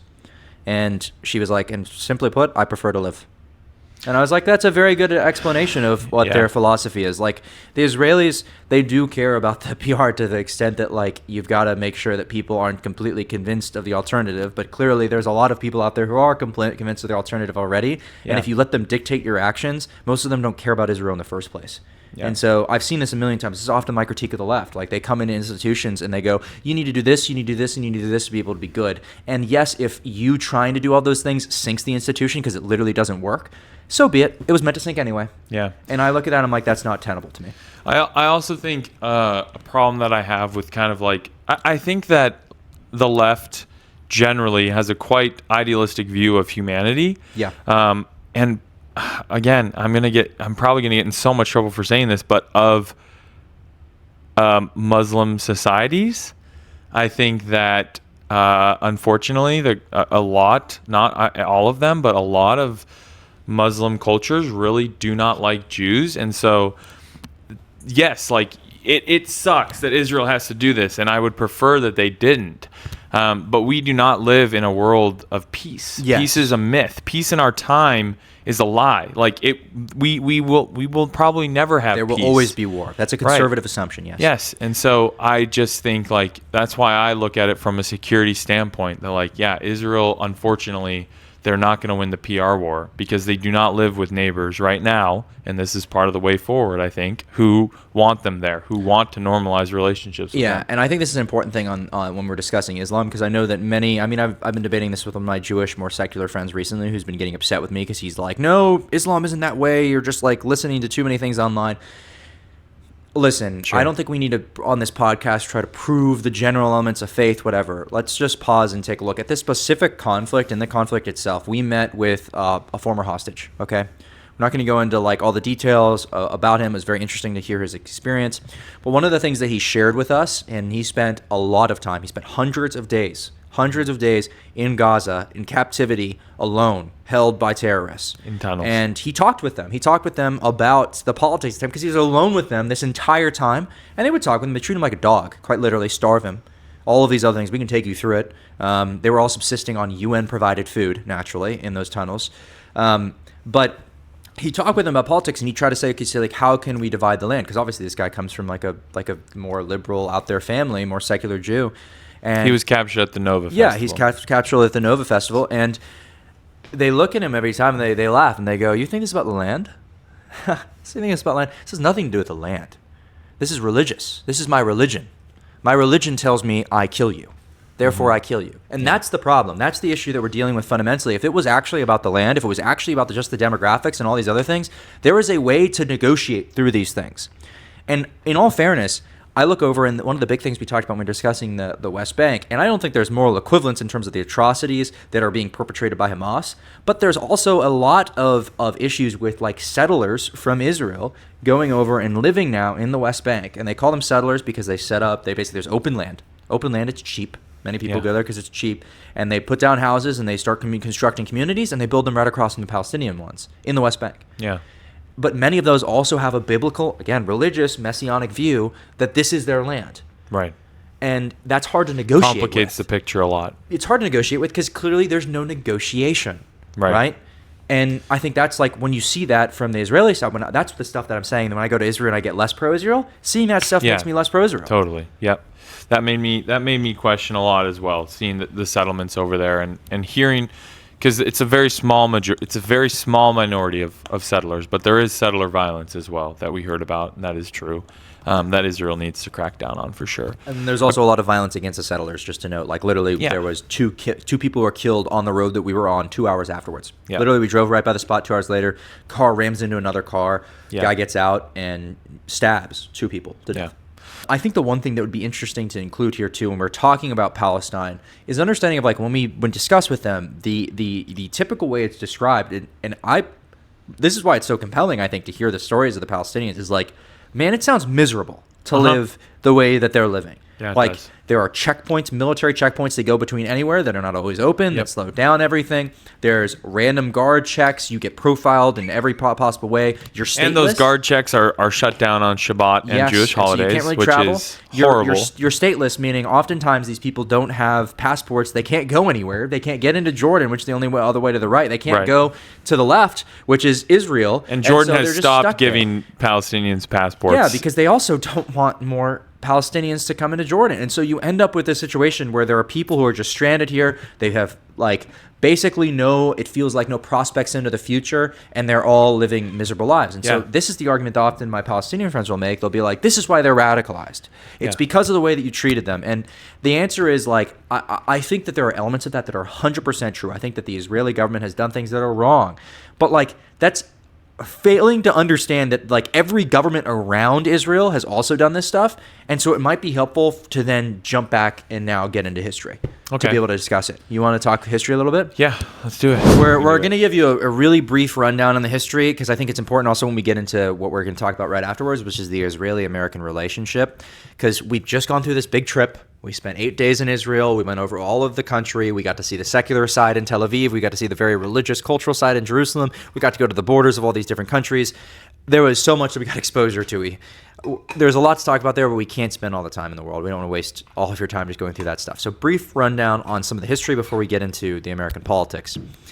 Israel's founded fundamentally as a state, first off, right after the Holocaust and World War II, okay? You have a complete displacement of the Jewish population in Europe, where they feel completely betrayed by all of their major governments. Europe doesn't feel like home to them. All of they have whole families that have been decimated, have 1 or 2 people left, communities that are leveled, and those people basically say, and this is something we heard in the Holocaust Museum there in Jerusalem, either you send us to an actual homeland to call our own, because we're not doing this ever again, or we're gonna go back to the gas chambers. Because just let us die. Because frankly, there's no point to keep going. We need a homeland. Now, there had been a Zionist movement before that as well. And so before this point, leading up to this point, there are about 400,000 Jews. I believe it is 200,000, 300,000 Jews who are already in the Holy Land. And this is part of an agreement that's made initially with, I believe it's the Ottomans and the British, about Jewish immigration into the land of Israel, where they buy tracts of land. All of this is facilitated often by Arabs who sell it to them, and the Palestinians who are living there, even though the Palestinians there aren't necessarily calling themselves Palestinian at the time. They're thinking of themselves, at least according to some historical records, as I'm Lebanese Palestinian, I'm Syrian Palestinian, I'm Jordanian Palestinian, even though Jordanian is really the best term for it, because really that whole area is Transjordan. Yeah. It's contrived. So there's all sorts of identities that are there within that region, and you can get more into the history based upon whoever you talk to. But the biggest thing to understand is that there's a wave then of immigration of Jews post-Holocaust that show up in the land or buying this area, and the Brits do what they always do, which is, listen, we can't figure out how to make this division work well, so we're just going to say, you guys go here, you guys go there, have fun. And they tried to do that. And in 1948, when they do that, as soon as day one, the state of Israel is declared, and all of these other pieces of land are supposed to be part of either Transjordan or Lebanon, Syria, whatever. Palestine, as it's understood, all those territories invade. Sure. All of the countries around, Egypt, Lebanon, Syria, because invade immediately to Israel. Israel accepts the 1948 proposed borders. And they do not. The Palestinians do not. They do not, because they do not believe in the existence of a Jewish state. Yeah. They also don't trust the Jews. There's a lot of bad blood between those communities by this point. There's a lot of violence that have precipitated this. Yeah. And they invade and aren't willing to accept the territory that they have, but they lose. And they get held back to... there's a line that's pretty close to where their original boundaries were supposed to be, and so they hold that until... Called the Green Line. Yes. Yeah. Until the 67 War, which is often referred to as the Six-Day War. It was miraculous. Again, those Arab countries do the same thing as before. Surprise attack, invasion into Israel. Yet again, they lose, and this time it's a stunning defeat. They lose even more land. Israel pushes much further, but gives some of it back. Israel controls, all the Sinai Peninsula. Takes a huge chunk of land, gives a good portion of it back, though, and then takes Jerusalem.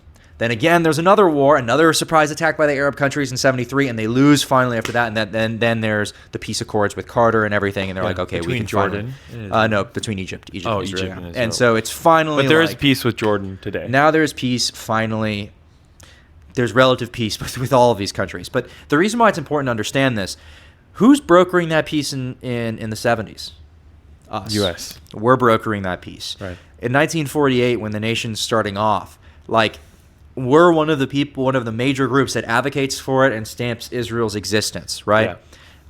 That rubber stamps it. And then going forward, too, we weren't like necessarily within the Cold War. It was kind of hard. That some of the alliances weren't very clear. But over time, things kind of sorted themselves out where the Arab nations were more associated with the Soviet communist regime, and the capitalist nations, the West, was more associated with Israel. Yeah. And that has kind of been consistent over the last few decades.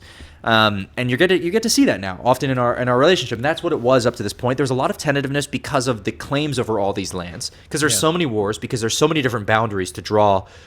Here's where Palestine is. Here's where Israel is. There is no Palestine. There is no Israel. All that stuff has caused a lot of chaos for American politicians who enter that stuff, because enter the area because they're like, oh my gosh, this is too much. Yeah, right? It is a lot. But with that as a full background, that is a lot of background. It was not perfect for my Israeli friends out there. They'll be pissed that I said something wrong. For my Palestinian friends, I'm sure they'll be pissed that I said some of the things I said. Yeah. But this leads us into the American-Israeli discussion.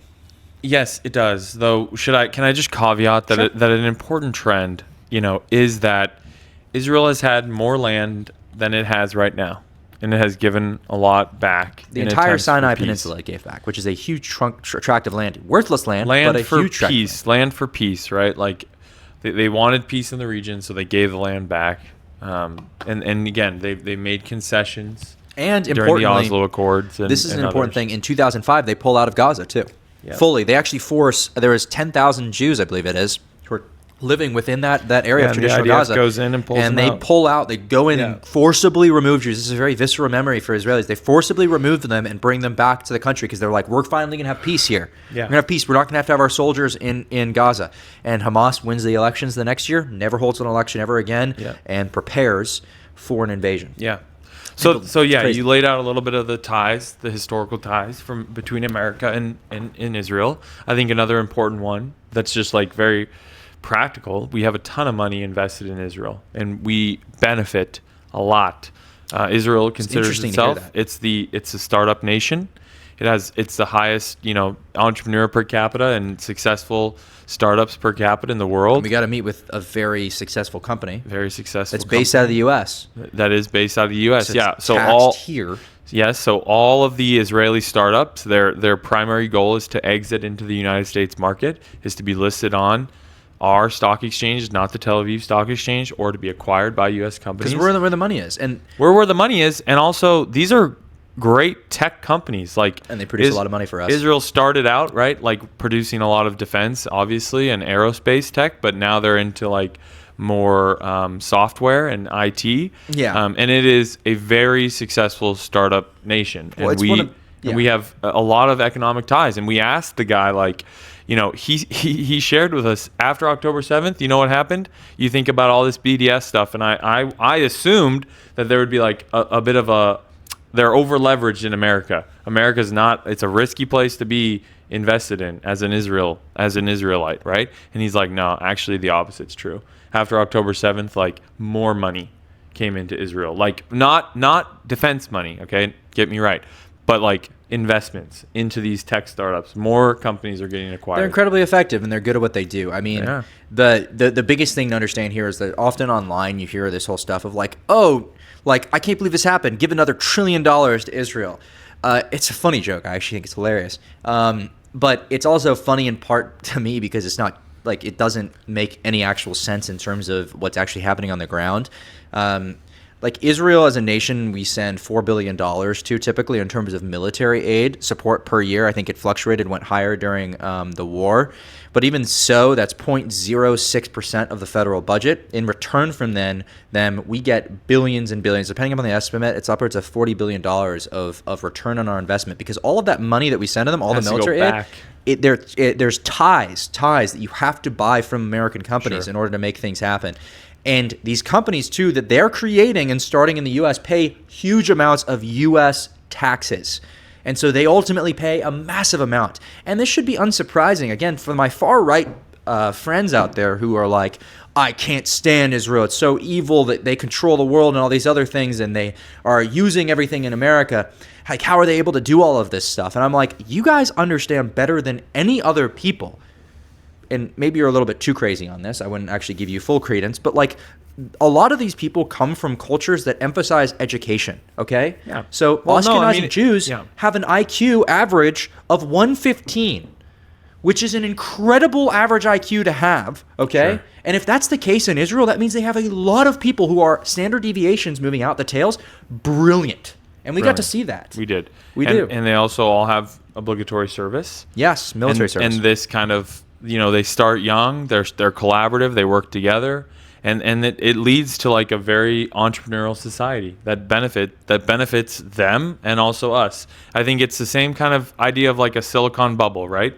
Like all of these major tech companies start in the Silicon Valley. It's kind of the same thing that we have happening in Tel Aviv.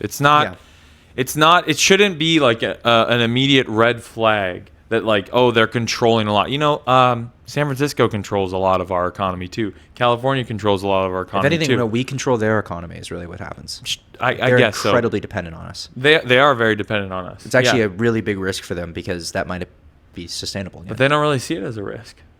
They don't see it as a risk. Well, I think that's not true. I think they do see it as a risk. I do think that they're trying to become more independent. It's just hard because they don't have the resources for that. I think the startup guys we talk to and the venture capitalists that we talk to do not see it as, they don't see, money is going to follow money, brother.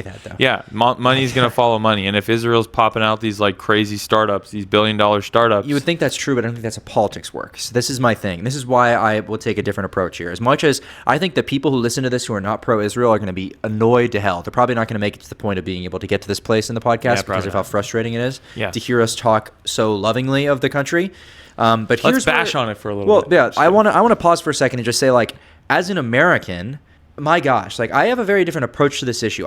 There are Christians out there, they're called dispensationalists, who view Israel as like absolutely critical. We don't need to go into all the basics of their belief, but like they view Israel as absolutely critical to our faith. Okay, like literally the state of Israel as a creation is part of the end times, right? And I'm like, Christ's return is tied to Jerusalem. I think that's nutso. I think it sounds bad to people who aren't like within the religious circles. And don't get me wrong, I can sympathize a little bit more with those interpretations because I have the faith. But I think that's a misinterpretation of the faith regardless. And because of that, that's not why I land on all this stuff. I land on this stuff as a pure pragmatic matter of saying, I think that this is right. And even if I have to be that one guy in the meme who stands in front of 1 million people in my generation who are going, you're controlled by the Jews, you're bought and paid for, all this other stuff. And I have to be like, listen, you guys are just freaking wrong. I'll be that guy.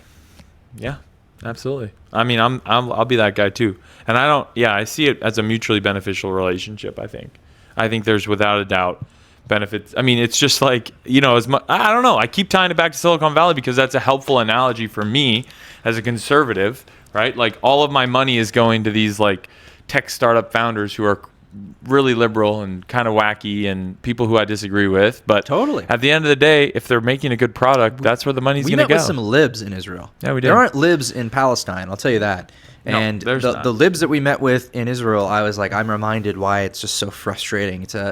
This is the most frustrating part, I think, about working with liberals in Israel. Justice? Yeah, we met with some people that were really influential. We shouldn't go through like specifics, but we met with some influential, very important people in that area. We did. And why can't we go into specifics? That seems kind of sketchy. It's supposed to be off the record. Okay, that's why we're not going to specifics. Yeah, it was supposed like when we met with them, they said that like, oh, this is off the record. We want to be able to talk candidly with you. Yeah. But our massive podcast platform is not what they had in mind. No, it's definitely not. The millions of people who will see this. Yeah.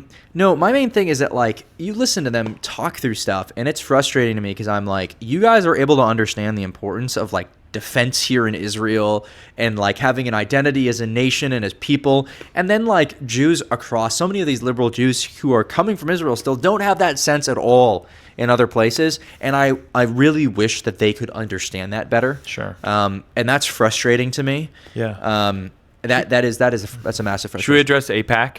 Oh, yeah. I mean, we're getting paid by them for this. Yeah. APAC's paying for this episode. Thank you very much. Thank you dearly. You can send $7,000 to each of our bank accounts. Yeah, for our future campaigns. Yes. $7,500. I mean, it's going to make such a huge difference. You see these numbers. They're like, they got paid $50,000 for their campaign.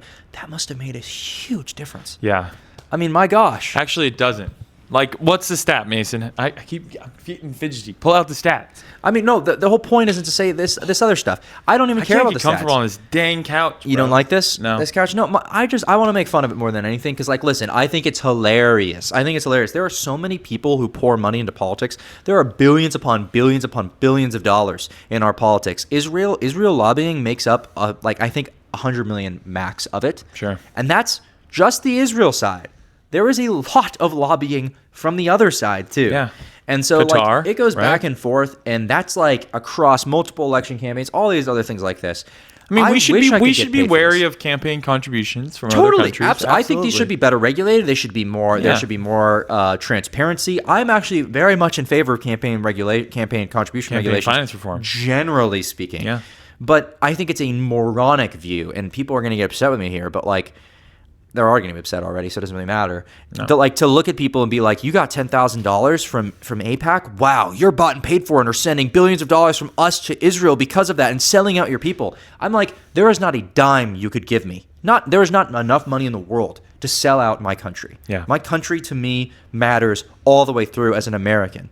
And like, that's why I really want to hit this home. I know there are going to be comments like, wow, these guys paid for by AIPAC. There'll be some anti-Semitic stuff. There'll be all this other stuff. But my gosh, like, that's not what drives me in any way, form, or fashion. I cannot eschew it. I wish I could. But that's just life. Yeah, I mean, we're both America first people. But I think America first for me is not an isolationist view, right? We'll talk about that later, but yeah, I think you can be America first and also recognize the global stage that we play on. You know who's co-opted that term, correct? Trump. Trump created it. Now that is the term that Nick Fuentes' side uses to describe them versus MAGA. Oh. So they're America first versus MAGA. Well, yeah, I'm debating that right now. I'm saying that America first does not necessarily mean America only or American isolationism. Yeah. Right? We have interests in other countries. Oh, clearly. And other countries have interests in us. And I think Clearly. this point on AIPAC should be hit home a little more that like the overall contribution to even a presidential campaign by AIPAC is so minusculely small. Yeah, I just think that the political messaging I see online where people are like, we're sending all of our money to foreign countries. I'm like, bro, if you could understand what the actual problem with our spending is, like that is 0.05%, like 0.6% when it comes to Israel, and it's like 0.1% overall of like our spending. The actual bulk of spending, 60% of your money is getting sent to old people. You're being distracted from the actual root of a lot of our democratic problems. But that's why it's frustrating to me. I'm like, I don't understand what the heck is going on. I'm trying to deal with the substance, with real issues. The Israel issue should be a 50 issue. This is the last time we're ever going to talk about Israel. I really think that this is going to be the last one because neither of us like thinks that this is something that should be like so cataclysmic. Mm-hmm. Unless it gets a lot of views, then maybe we'll talk about it again. Yeah, it probably will. I mean, it probably will. Yeah. Or maybe it'll get like 50. But yeah, our money toward Israel is a very small percentage of our pocket, and the money Israel's putting back into our political system is a very small percentage of the overall like political campaign finances. What do you feel when you see like Trump say "God bless Israel"? Great. God bless Canada. God bless the UK. Don't bless the Saudis. You know what I mean? It's interesting. I actually have a different reaction to that. I don't like seeing like foreign flags flown in America as much. Yeah. I don't like seeing I don't like the messaging that's like more pro other countries. I mean, I think it's God makes the rain and the sun fall and shine on both the sinners and the saints. Yeah, that's something like that in the Bible. I think what I'm trying to articulate though is that like I actually understand that hesitance online with the Israel stuff of like I feel like I've seen too much of it to the point that like I understand that concern of why are we talking so much about it as a society? I agree with that. I agree with that, but I also will say that this is like one of the most talked about things in the political climate right now. And like that's why a lot of my effort at Harvard Law, like Shanee was saying, did not come here with the intent of pouring into pro-Israel advocacy. But it seems like there's such a lack of voice at Harvard that I want to pour into it. And so we're talking about it a lot because it is talked about a lot. And so it's almost like, I would wish that it would kind of fade back in. I wish that people would realize that this isn't a huge part of our spending or our political campaign, but like people have that misconception. And so we need to talk about it, and we need to talk about why we're pro-Israel because of that. Yeah, and that's the reasoning in response. I don't have much more to say on this topic. I mean, actually, excuse me. I have a ton more that I could say. I could ramble for hours and hours from all my experiences with it now, and the fact that I know that there's going to be a lot of hilarious comments that I actually will think would be very funny insults and derogatives. Let's just quickly then talk about like what we see as the way forward. Yeah, what's the way forward? Okay. Definitely we've hit on Arab cooperation with Israel, right? Muslim cooperation with the Jews. I'm very pessimistic about the way forward. I am also very confused. I'm just gonna be real with this. I think this is Shanee was really optimistic. I am not. Well, she wasn't necessarily optimistic. She was just talking about talking. This is one of the things I took away from the trip, okay? If you want to have an opinion on Israel about the Middle East generally, you need to go there. You need to go to Israel. You need to go to other countries, and you need to see on the ground what it's like for the people there and what the climate is like, right? Like I think of a quote that I heard from a very popular pro-Israel guy who says, like, you guys, he'll in a debate, he'll be like, you have no idea what you're talking about. This is Douglas Murray, isn't it? Yeah, it is. I didn't want to say that. Because I think he did a terrible job in that debate, though. I don't really agree with his approach, but he did. But I had the same response when I first listened to that Joe Rogan episode. Like, Douglas, you kind of butchered this one a little bit, but like that line that like you guys have no idea what you're talking about, I think really resonated with me when I was there. I felt like I just feel like all these movements on campuses and in our geopolitical space, like people really have no idea what they're talking about. It is so much more complicated than we give it credit for. Yeah, I know. It's just so unpersuasive. I mean, I just did this a second ago. We're talking like saying you don't know what you're talking about. It's just so unpersuasive, right? But I don't know if there is anything that's persuasive. I don't really care. I mean, I guess I don't really care what you have to say unless you've been on ground. I sympathize with Douglas in that sense. Well, I mean, and the problem is, like, I think being on ground is important. I do think that you can come to right conclusions from experience, from like learning about it and the factual understanding of the situation. Sure. I just also think that there's so much propaganda out there. There's so much propaganda, and it's really difficult to be able to get a sense for what's true and what's not. Yeah. So many of my friends are fully convinced that there's a genocide happening. They're fully convinced that the Israeli government is another Nazi regime. Yeah. And like there's facts out there. There's a lot of videos you can go watch that would make them look that way. Sure. And it's really popular as a fringe view, I guess. But I think the reasoning behind that ultimately isn't necessarily that people aren't going to see it in person. It's that they don't want to believe it. Yeah. I mean, that's the actual reality. I walked away from this trip feeling less certain, less warm towards Israel, I think. I'm very uncomfortable with some of the settlements. I get it from a security standpoint, but I'm uncomfortable. I think it's really complicated, the situation. I think the only way forward in my mind for a two-state solution is that the Arabs take accountability over some of the Palestinians, and that there's like mutual buy-in between like Jordan and Egypt. We need other and countries Israel to get involved, probably. Yeah. Yeah, I totally think so. I think like gradually de-radicalizing the population cannot happen without efforts of Palestinians and other Muslim countries in that de-radicalization. So sort of a hypothetical way forward is some sort of like land swap deal thing where Israel can maintain a security buffer that it's comfortable with while also giving the Palestinians a congruous state, right? Because right now it looks like Swiss cheese over there. Yeah. And I think that like in order for that to happen, a lot of the Palestinians have to be de-radicalized by themselves. And like I think that like if Jordan stepped in as a security force, as a civil authority, over a 20-year plan, I think maybe we could achieve that in like the best case scenario. The worst case scenario, it'll probably get canceled for saying this, but we've talked about this.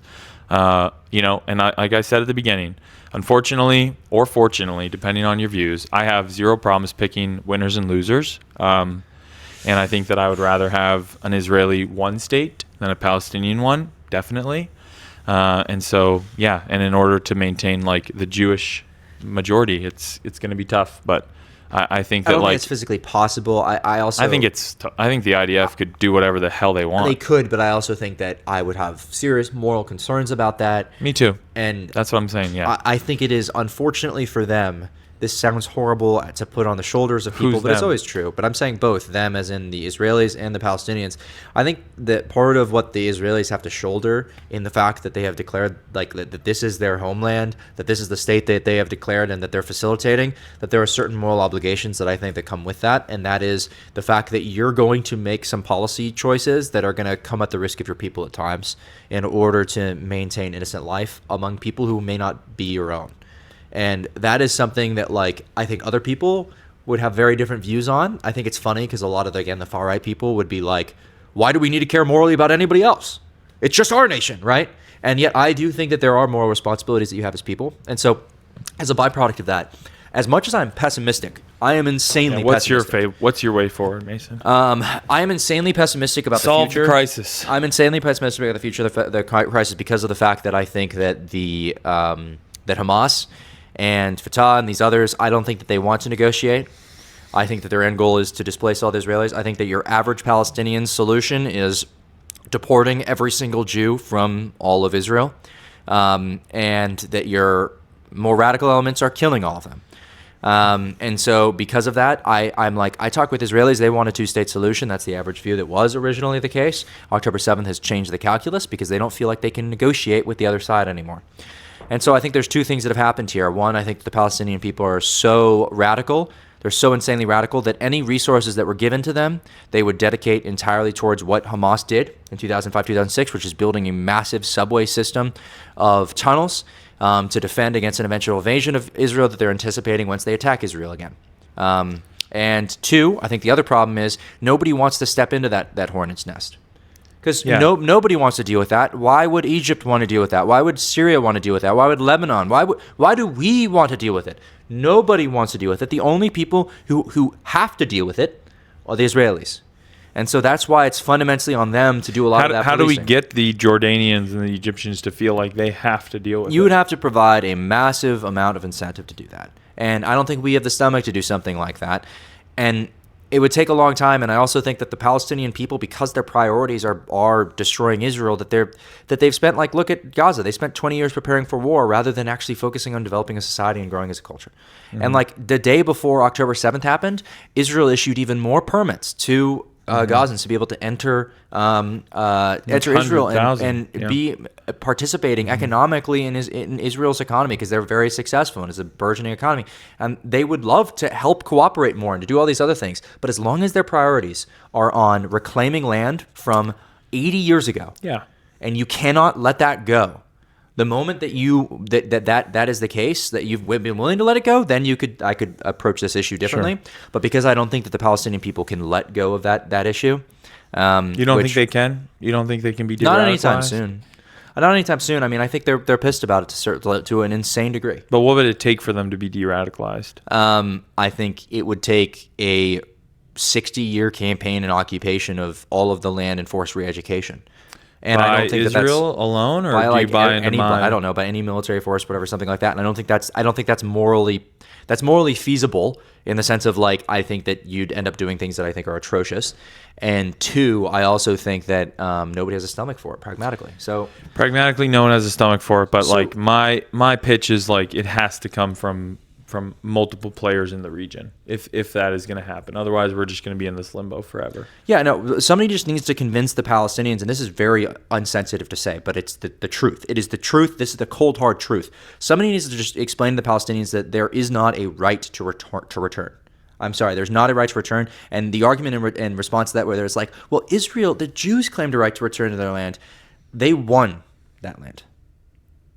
Okay, the reason that they argue for the right to that their right to return is we came to this land specifically because it's where we were before, and we fought, we protected it, we got it from international recognition, and we were going to hold on to this portion that we were given. Just a little bit. But we've been forced to fight for more and more and more and more, and that's how land and control works. And so there are two things that the Palestinians kind of like say more, like as a moral matter. They're like, we are obliged to that land. That land belongs to us. And then the other side that I think is more practical of what they're doing is that they're laying all of their lives down to try to take land. And if that's something that you want to do as a civilization, as a people, you're able to choose to do that. But that also, you have to be aware, that means that every other civilization is going to understand that that's your goal and have to act accordingly. Yeah. And that's why you're not getting the state that you would like to get. That's why you're not getting economic opportunities. That's why there's military checkpoints. That's why there's all of those other things. This is not saying that Israel's fully free of it. I'm just saying that's the decision that's been made civilizationally, at least from the government. If it changes, and I think Israel has to convince maybe its own population that Judea and Samaria need to be given up too. That's a really tough ask, but maybe.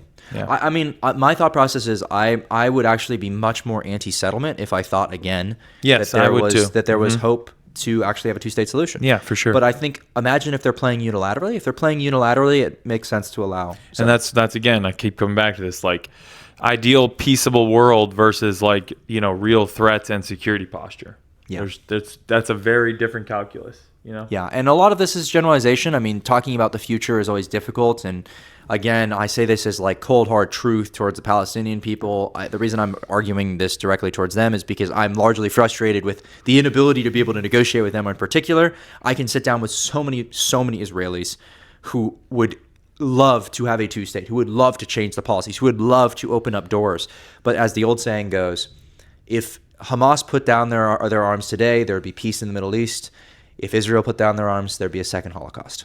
And that is the problem. Until that changes, and if your worldview is like Israel needs to not exist and all this other stuff, this is not going to land on deaf ears. But if your worldview is on like actually achieving peace, the actual way to achieve peace right now is much more targeted at the Palestinians than it is at the Israelis. I think there might be a time when it's more targeted at the Israelis if the Palestinians change their tactics. Yeah. And if you are one of the people who says Israel has no right to exist, I would just be like, well, where else are the Jews going to go? Yeah, and they'd be like, well, go back to America, go back to Germany, go back to Egypt, go back to Morocco, go back to Libya and Syria, which had populations of tens of thousands of Jews before all of this, before the Second World War, but then all the Arab countries bought into the same Holocaust narratives and then kicked all of their Jews out and now have zero Jews. The last Jew in Yemen just left. She went to Israel. All of them were kicked out or ostracized from their communities. And so this is the problem with, again, the right of return. That solution of kick all the Jews out doesn't work because all the countries that would have to take those Jews are the same Arab Muslim countries that you're saying they have no right to return, but then also the Palestinians have a right to return. Yeah. It's not consistent. Yeah. It's difficult. I don't know. There's a lot there. It's a complicated situation, but let's maybe transition to something lighter. Yeah, I think we've now is it. time. There's nothing else I think we need to say on this. No, I think we've done a poor job as usual. But it's a very messy, complicated situation. I think my head is spinning from the trip. I think I would have had a solution in mind, and that's been muddled. I think everybody walked away from the trip being like, man, I'm exasperated. I wish that there was more we could do. Yeah, for sure. That's our full Israel trip. The world is messy, everyone. If you managed to listen to all of that, God bless you. That's amazing. I hope you at least listened through Shanee's conversation. Again, not 100% perfect. We might have gotten some of the history wrong. You might have gotten, in your view, all of the facts wrong and the moral assessment wrong. So be it. Please give a longer explanation than, wow, these... if you think I'm wrong on Muslim culture and society and the history of it, write in. Let us know. Suggest a book that I read that changed my mind. All right, girl problems. Approach the bench and ask your girl problems.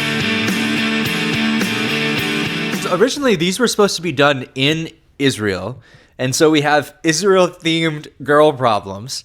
Okay, we had an Israel girl on, so we did. So we can talk a little bit about this. Okay, would you honeymoon in Israel? Ideal honeymoon spot? Not in Israel for me. No. Yeah. I did actually. You the missile sirens and all the other stuff. Yeah, it'd be kind of. I mean, that would be kind of cool to be in a bomb shelter together. If it was just you on your honeymoon, imagine what you could get up to in a bomb shelter on your honeymoon. My gosh. But I will say, you talked about Israel being this beautiful land. I didn't find it that beautiful. I've been to many other countries that I would rather go to. I could name one. Let's go New Zealand. I'd rather go to New Zealand on my honeymoon. Yeah, for a honeymoon. But okay, yeah, I'm saying it's. I don't think it's as pretty as some of those other places. Absolutely, It's just so historic. That's the one thing. It's so historic. You'd want to go on a pilgrimage with her? I'm just joking. I would totally. I would do the Camino de Santiago for my honeymoon. I'm a French countryside kind of honeymoon guy. I think. Yeah. Like Provence or something. You do a Camino de Santiago. It's like a huge walk. Yeah, it's like a 30-day hike. You could do it in 30 days. Oh my gosh. gosh, I would not. Yeah, do I would that. totally Dude, do I want that. to just lounge around for a honeymoon with a girl, Really? and then go to But historic imagine as you're spots, walking, go to wine. the tension's just building. Oh, up for shut that up. night. Okay, shut up. I mean, you All brought right, up I'm not talking honeymoon. through that. There's only No, one thing on my mind on the honeymoon. Okay, days, okay, and it's stop. Okay, Becoming yeah, one yeah. flesh. All right, wonderful, very nice. That's part of the marital bond. It is. It's a beautiful thing. Is it attractive for a woman to walk around with a huge assault rifle? Yeah, because we would pass these super girls. hot. We would pass these girls who are like our age or younger. They're like 20-year-old girls. Don't say and they're like, younger because I just said they're super hot. Oh, they're Our like age. 20 years old, Okay. man, and they're like fully dressed out for a night out, and they have like assault rifles strapped to their backs. Yeah. I'd walk by her and I'd be like, "That's a pretty," and then I'd be like, Whoa.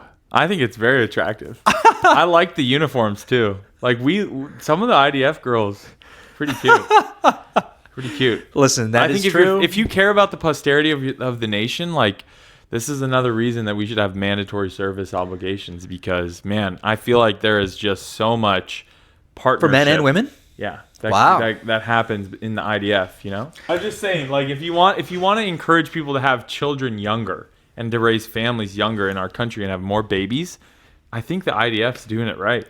Yeah, I mean, they have a 3.1 replacement rate, so they're definitely doing something right. That's Like, for sure. those uniforms, bro. Something about They look them. pretty. Okay, I'll tell you this. I don't think it's that attractive to see the huge assault rifle. I think it's more just like, wow, she's capable. But I'm not really into guns in the same way, and so because of that, I kind of look at it and I'm like, Yeah. okay. Anti-Second Amendment guy. Are Israeli girls intimidating because they're confident or because American men are soft?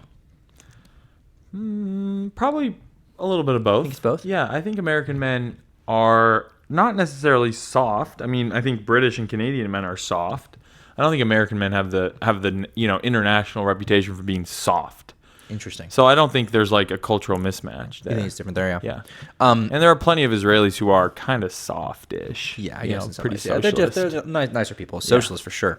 In Tel Aviv, when I was there a few months ago, in one of the Man, you go all the time. I You go all really the are time. buying I paid get paid all the time by them. It's wonderful. If you guys want to find out, you can get a lot of opportunities if you side with Israelis on these things. But I went on a different trip that was cultural, just cultural focused. Yeah.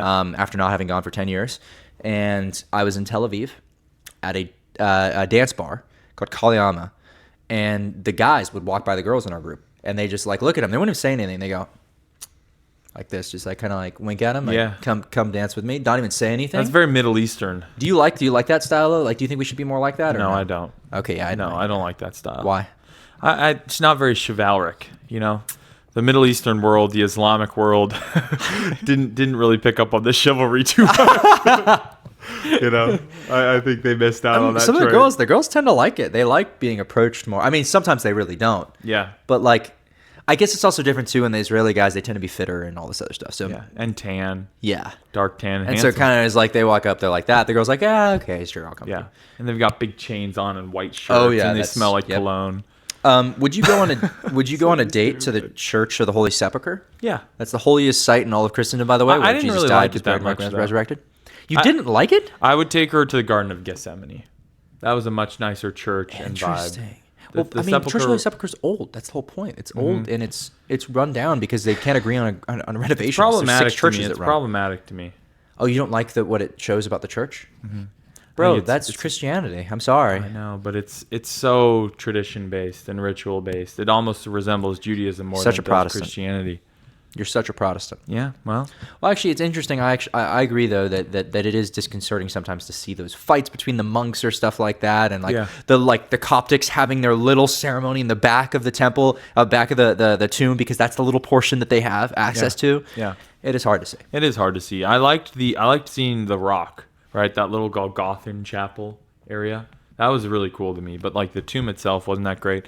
And I think that was not the most enjoyable part of So Jerusalem. I no think date with a girl there. I'd take her to like Mount of Olives. Okay, interesting. Imagine making out in the Mount of Olives.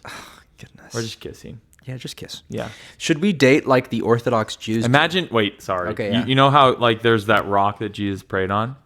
Kissing that together? Imagine what that would do to your relationship. Sparks. Kissing each other on that, No, or just kissing kissing the rock? it together and then kissing each other.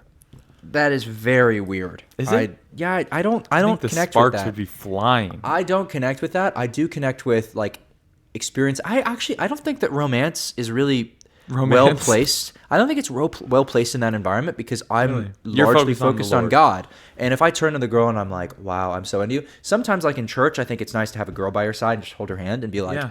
I'm in a We're in this relationship and we're together. doing this together. Yeah. But it's very different from, Is it? I'm like going to kiss you in church. I don't like How is that. it different than praying together? You know, Praying again, it's lifting towards God. I think Yeah. the kissing is much more like about you each other, right? Like I'm gonna kiss you because like I like kissing It's you. about building intimacy, which is like an important part of the relationship. I guess it could be. What do you guys think about like kissing in a holy site like that?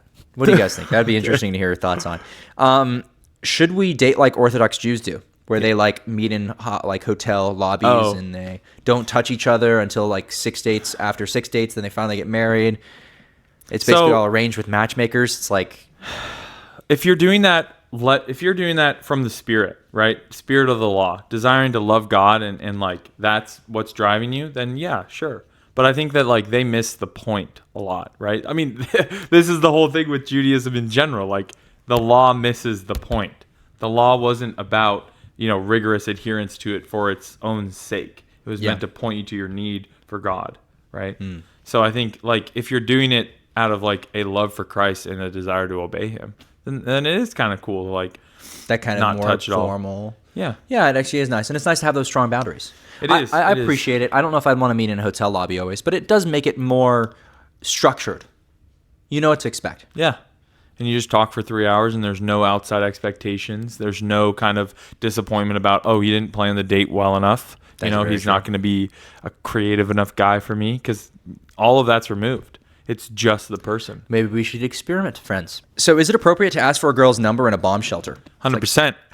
100%. So you're looking over, you're like hearing the Iron Dome responding, blowing things up, and you're like, Yeah, I think about The Book Thief, right? That love that was formed between you read those The Book two. Thief too? I love Did you The read that Book Thief. in school back in the day? No. You read that on your own? I read it on my own. I think it's such a great book, and I love their relationship in it. And I think that that's kind of the same vibe, right? Like that love. Was it love? I don't know. But that love was formed out of kind of like trauma. Yeah. And hiding together and escaping Nazis, and it's beautiful. That's very nice. I think it's a little inappropriate in the moment, but I think as things are clearing up, you can ask a girl. Like I wouldn't do it like as the appropriate if I'd be like to hug get her. in my arms, Yeah, hold exactly. close, stay close to me. Yeah. Stay close to me, young Stay woman. close to me. I'll keep you protect safe. I'll jump will- on that grenade for you. I will. I mean, yeah, that would be incredible. I mean, that's incredible. That's definitely chivalric. That's for sure. So Jews are known for their, intense opinions, right? Even at Shabbat dinner, it was said that, it's common to have 2 Jews and 3 opinions. Yes. So is that kind of debate like a red flag if every single date turns into like a heated conversation where you're debating her and all of a sudden there's 3 opinions entering in? Okay, I'm gonna out myself here. You want a submissive woman. No, that's not what I was about to say. What I was about to say is that, like, honestly, some of the most attractive women that I've ever met in my life are like the devout Jewish women that I know. And what I mean by attractive is not that just that they're beautiful, it's that they're feminine. They lean into their femininity. They dress modestly, meaning like they don't see a need to like accentuate their female characteristics in order to get attention. Instead, they lean into the aspect of femaleness that I think is actually really incredible, and that's that there's something just so unique about their visage, and they lean into that. And then on top of that too, they're often strong. devoutly religious. Yeah, they're devoutly religious. Yeah. They lean into their faiths. They're very moral in terms of how they approach the world. Yeah. They're brilliant. Often, many of these girls, incredibly smart, and they're strong. Yeah. And they're willing to understand like that there are actual decisions that have to be made. I mean, look at Shanee. Shanee's a good example of this kind of person who you meet and you're just like, she is a all-around, really quality individual who thinks intentionally about things, who's very brilliant, who raises her kids. Like, to me, it was really hard being in Israel and seeing that. And I was like, man, like, I really, like, I'm so attracted to that. But, like, I want it to be with Christianity. Mm-hmm. You know, I want that woman to be that devout, that strong, that into my faith. The faith that is true, in my view. Yes, for some reason it does seem like Christianity, it swings to like extremes. Like if you're modest, then it would be surprising if there was like a really modest, devout Christian woman who was also really strong and really outspoken and really fiery, right? Like I feel like those are not commonly associated in my mind in the same way that it wouldn't like confuse me as much, right? If you have like a very orthodox woman who's also like a total firecracker and maybe like very politically liberal, right? Like but that works for them. You know? Yeah, and I think that's the thing in the Christian circles. You end up with, if you're really conservative, you end up being a little kooky.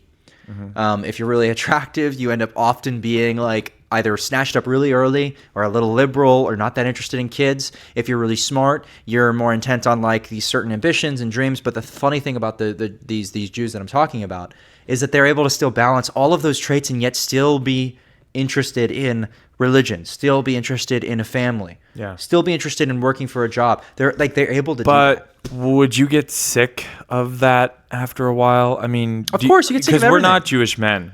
Bro. And I okay. think, of course, you get sick of everything. Dude, I'm not saying I'm actually going to go after any of this stuff. I'm saying that I wish I could replicate it among a lot of the Christian women that I know. And then I think a lot of Christian women would say the same thing about the Christian men.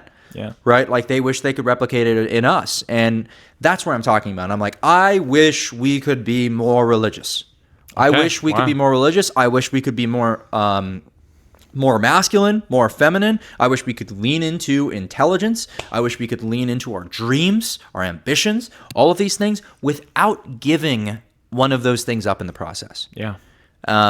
And it is a wish for a reason. It's difficult. So that's something that we might be able to learn from the Orthodox Jewish community in a way. There's definitely something there. That's why I said we are modern Orthodox Christians. Amen. Modern Orthodox Christians. That is all our girl problems, I think. Dude, let's rebrand the podcast to Modern Orthodox Christian Conservative Harvard Bachelors. God forgive us. We might have to after this. I mean, now the only people who will give us safe harbors will be the very pro-Israel Jews. So maybe we have to rely more on that revenue stream these days. Maybe we lean in. Next episode, you'll see us wearing yarmulkes and. I mean, I am thinking of leaning into my like exploration of old kind of Jew. How do I say this? Jewish apologetics. Interesting, yeah. Like that's where my heart's been leading me recently. So watch out, Jews.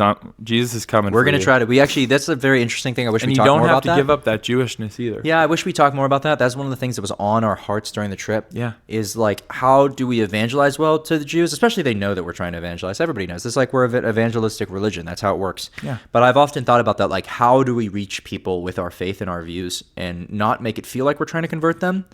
Like, because obviously we want them to convert, but above all else, we want them to know the love of God. Mm-hmm. We want them to know what we've experienced. Yeah, and Jesus as the Savior. And I walked away from the trip actually feeling really encouraged with what God had done on the trip and the doors that he had opened up and the conversations that were had with people on the trip and with people not on the trip. Like at Shabbat dinner, I was talking about Jesus pretty openly with everyone at the table. Thank God for that. Yeah, it was cool. And like a couple of the Jewish students on the trip walked away from it saying, I learned more about Jesus on this trip than I ever have in my life. And that's a blessing from God. Which is cool. That's a blessing from God. That's the stuff that we're looking for. Good job, Mason.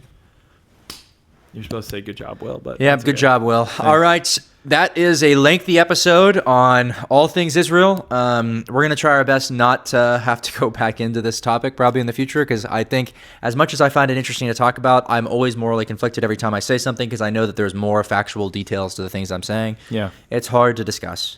So please give us a little bit of grace. Next episode, we'll be talking about fascism and Nazi Germany. Stay tuned, everyone. Not really. See ya. See ya. And Jesus loves you.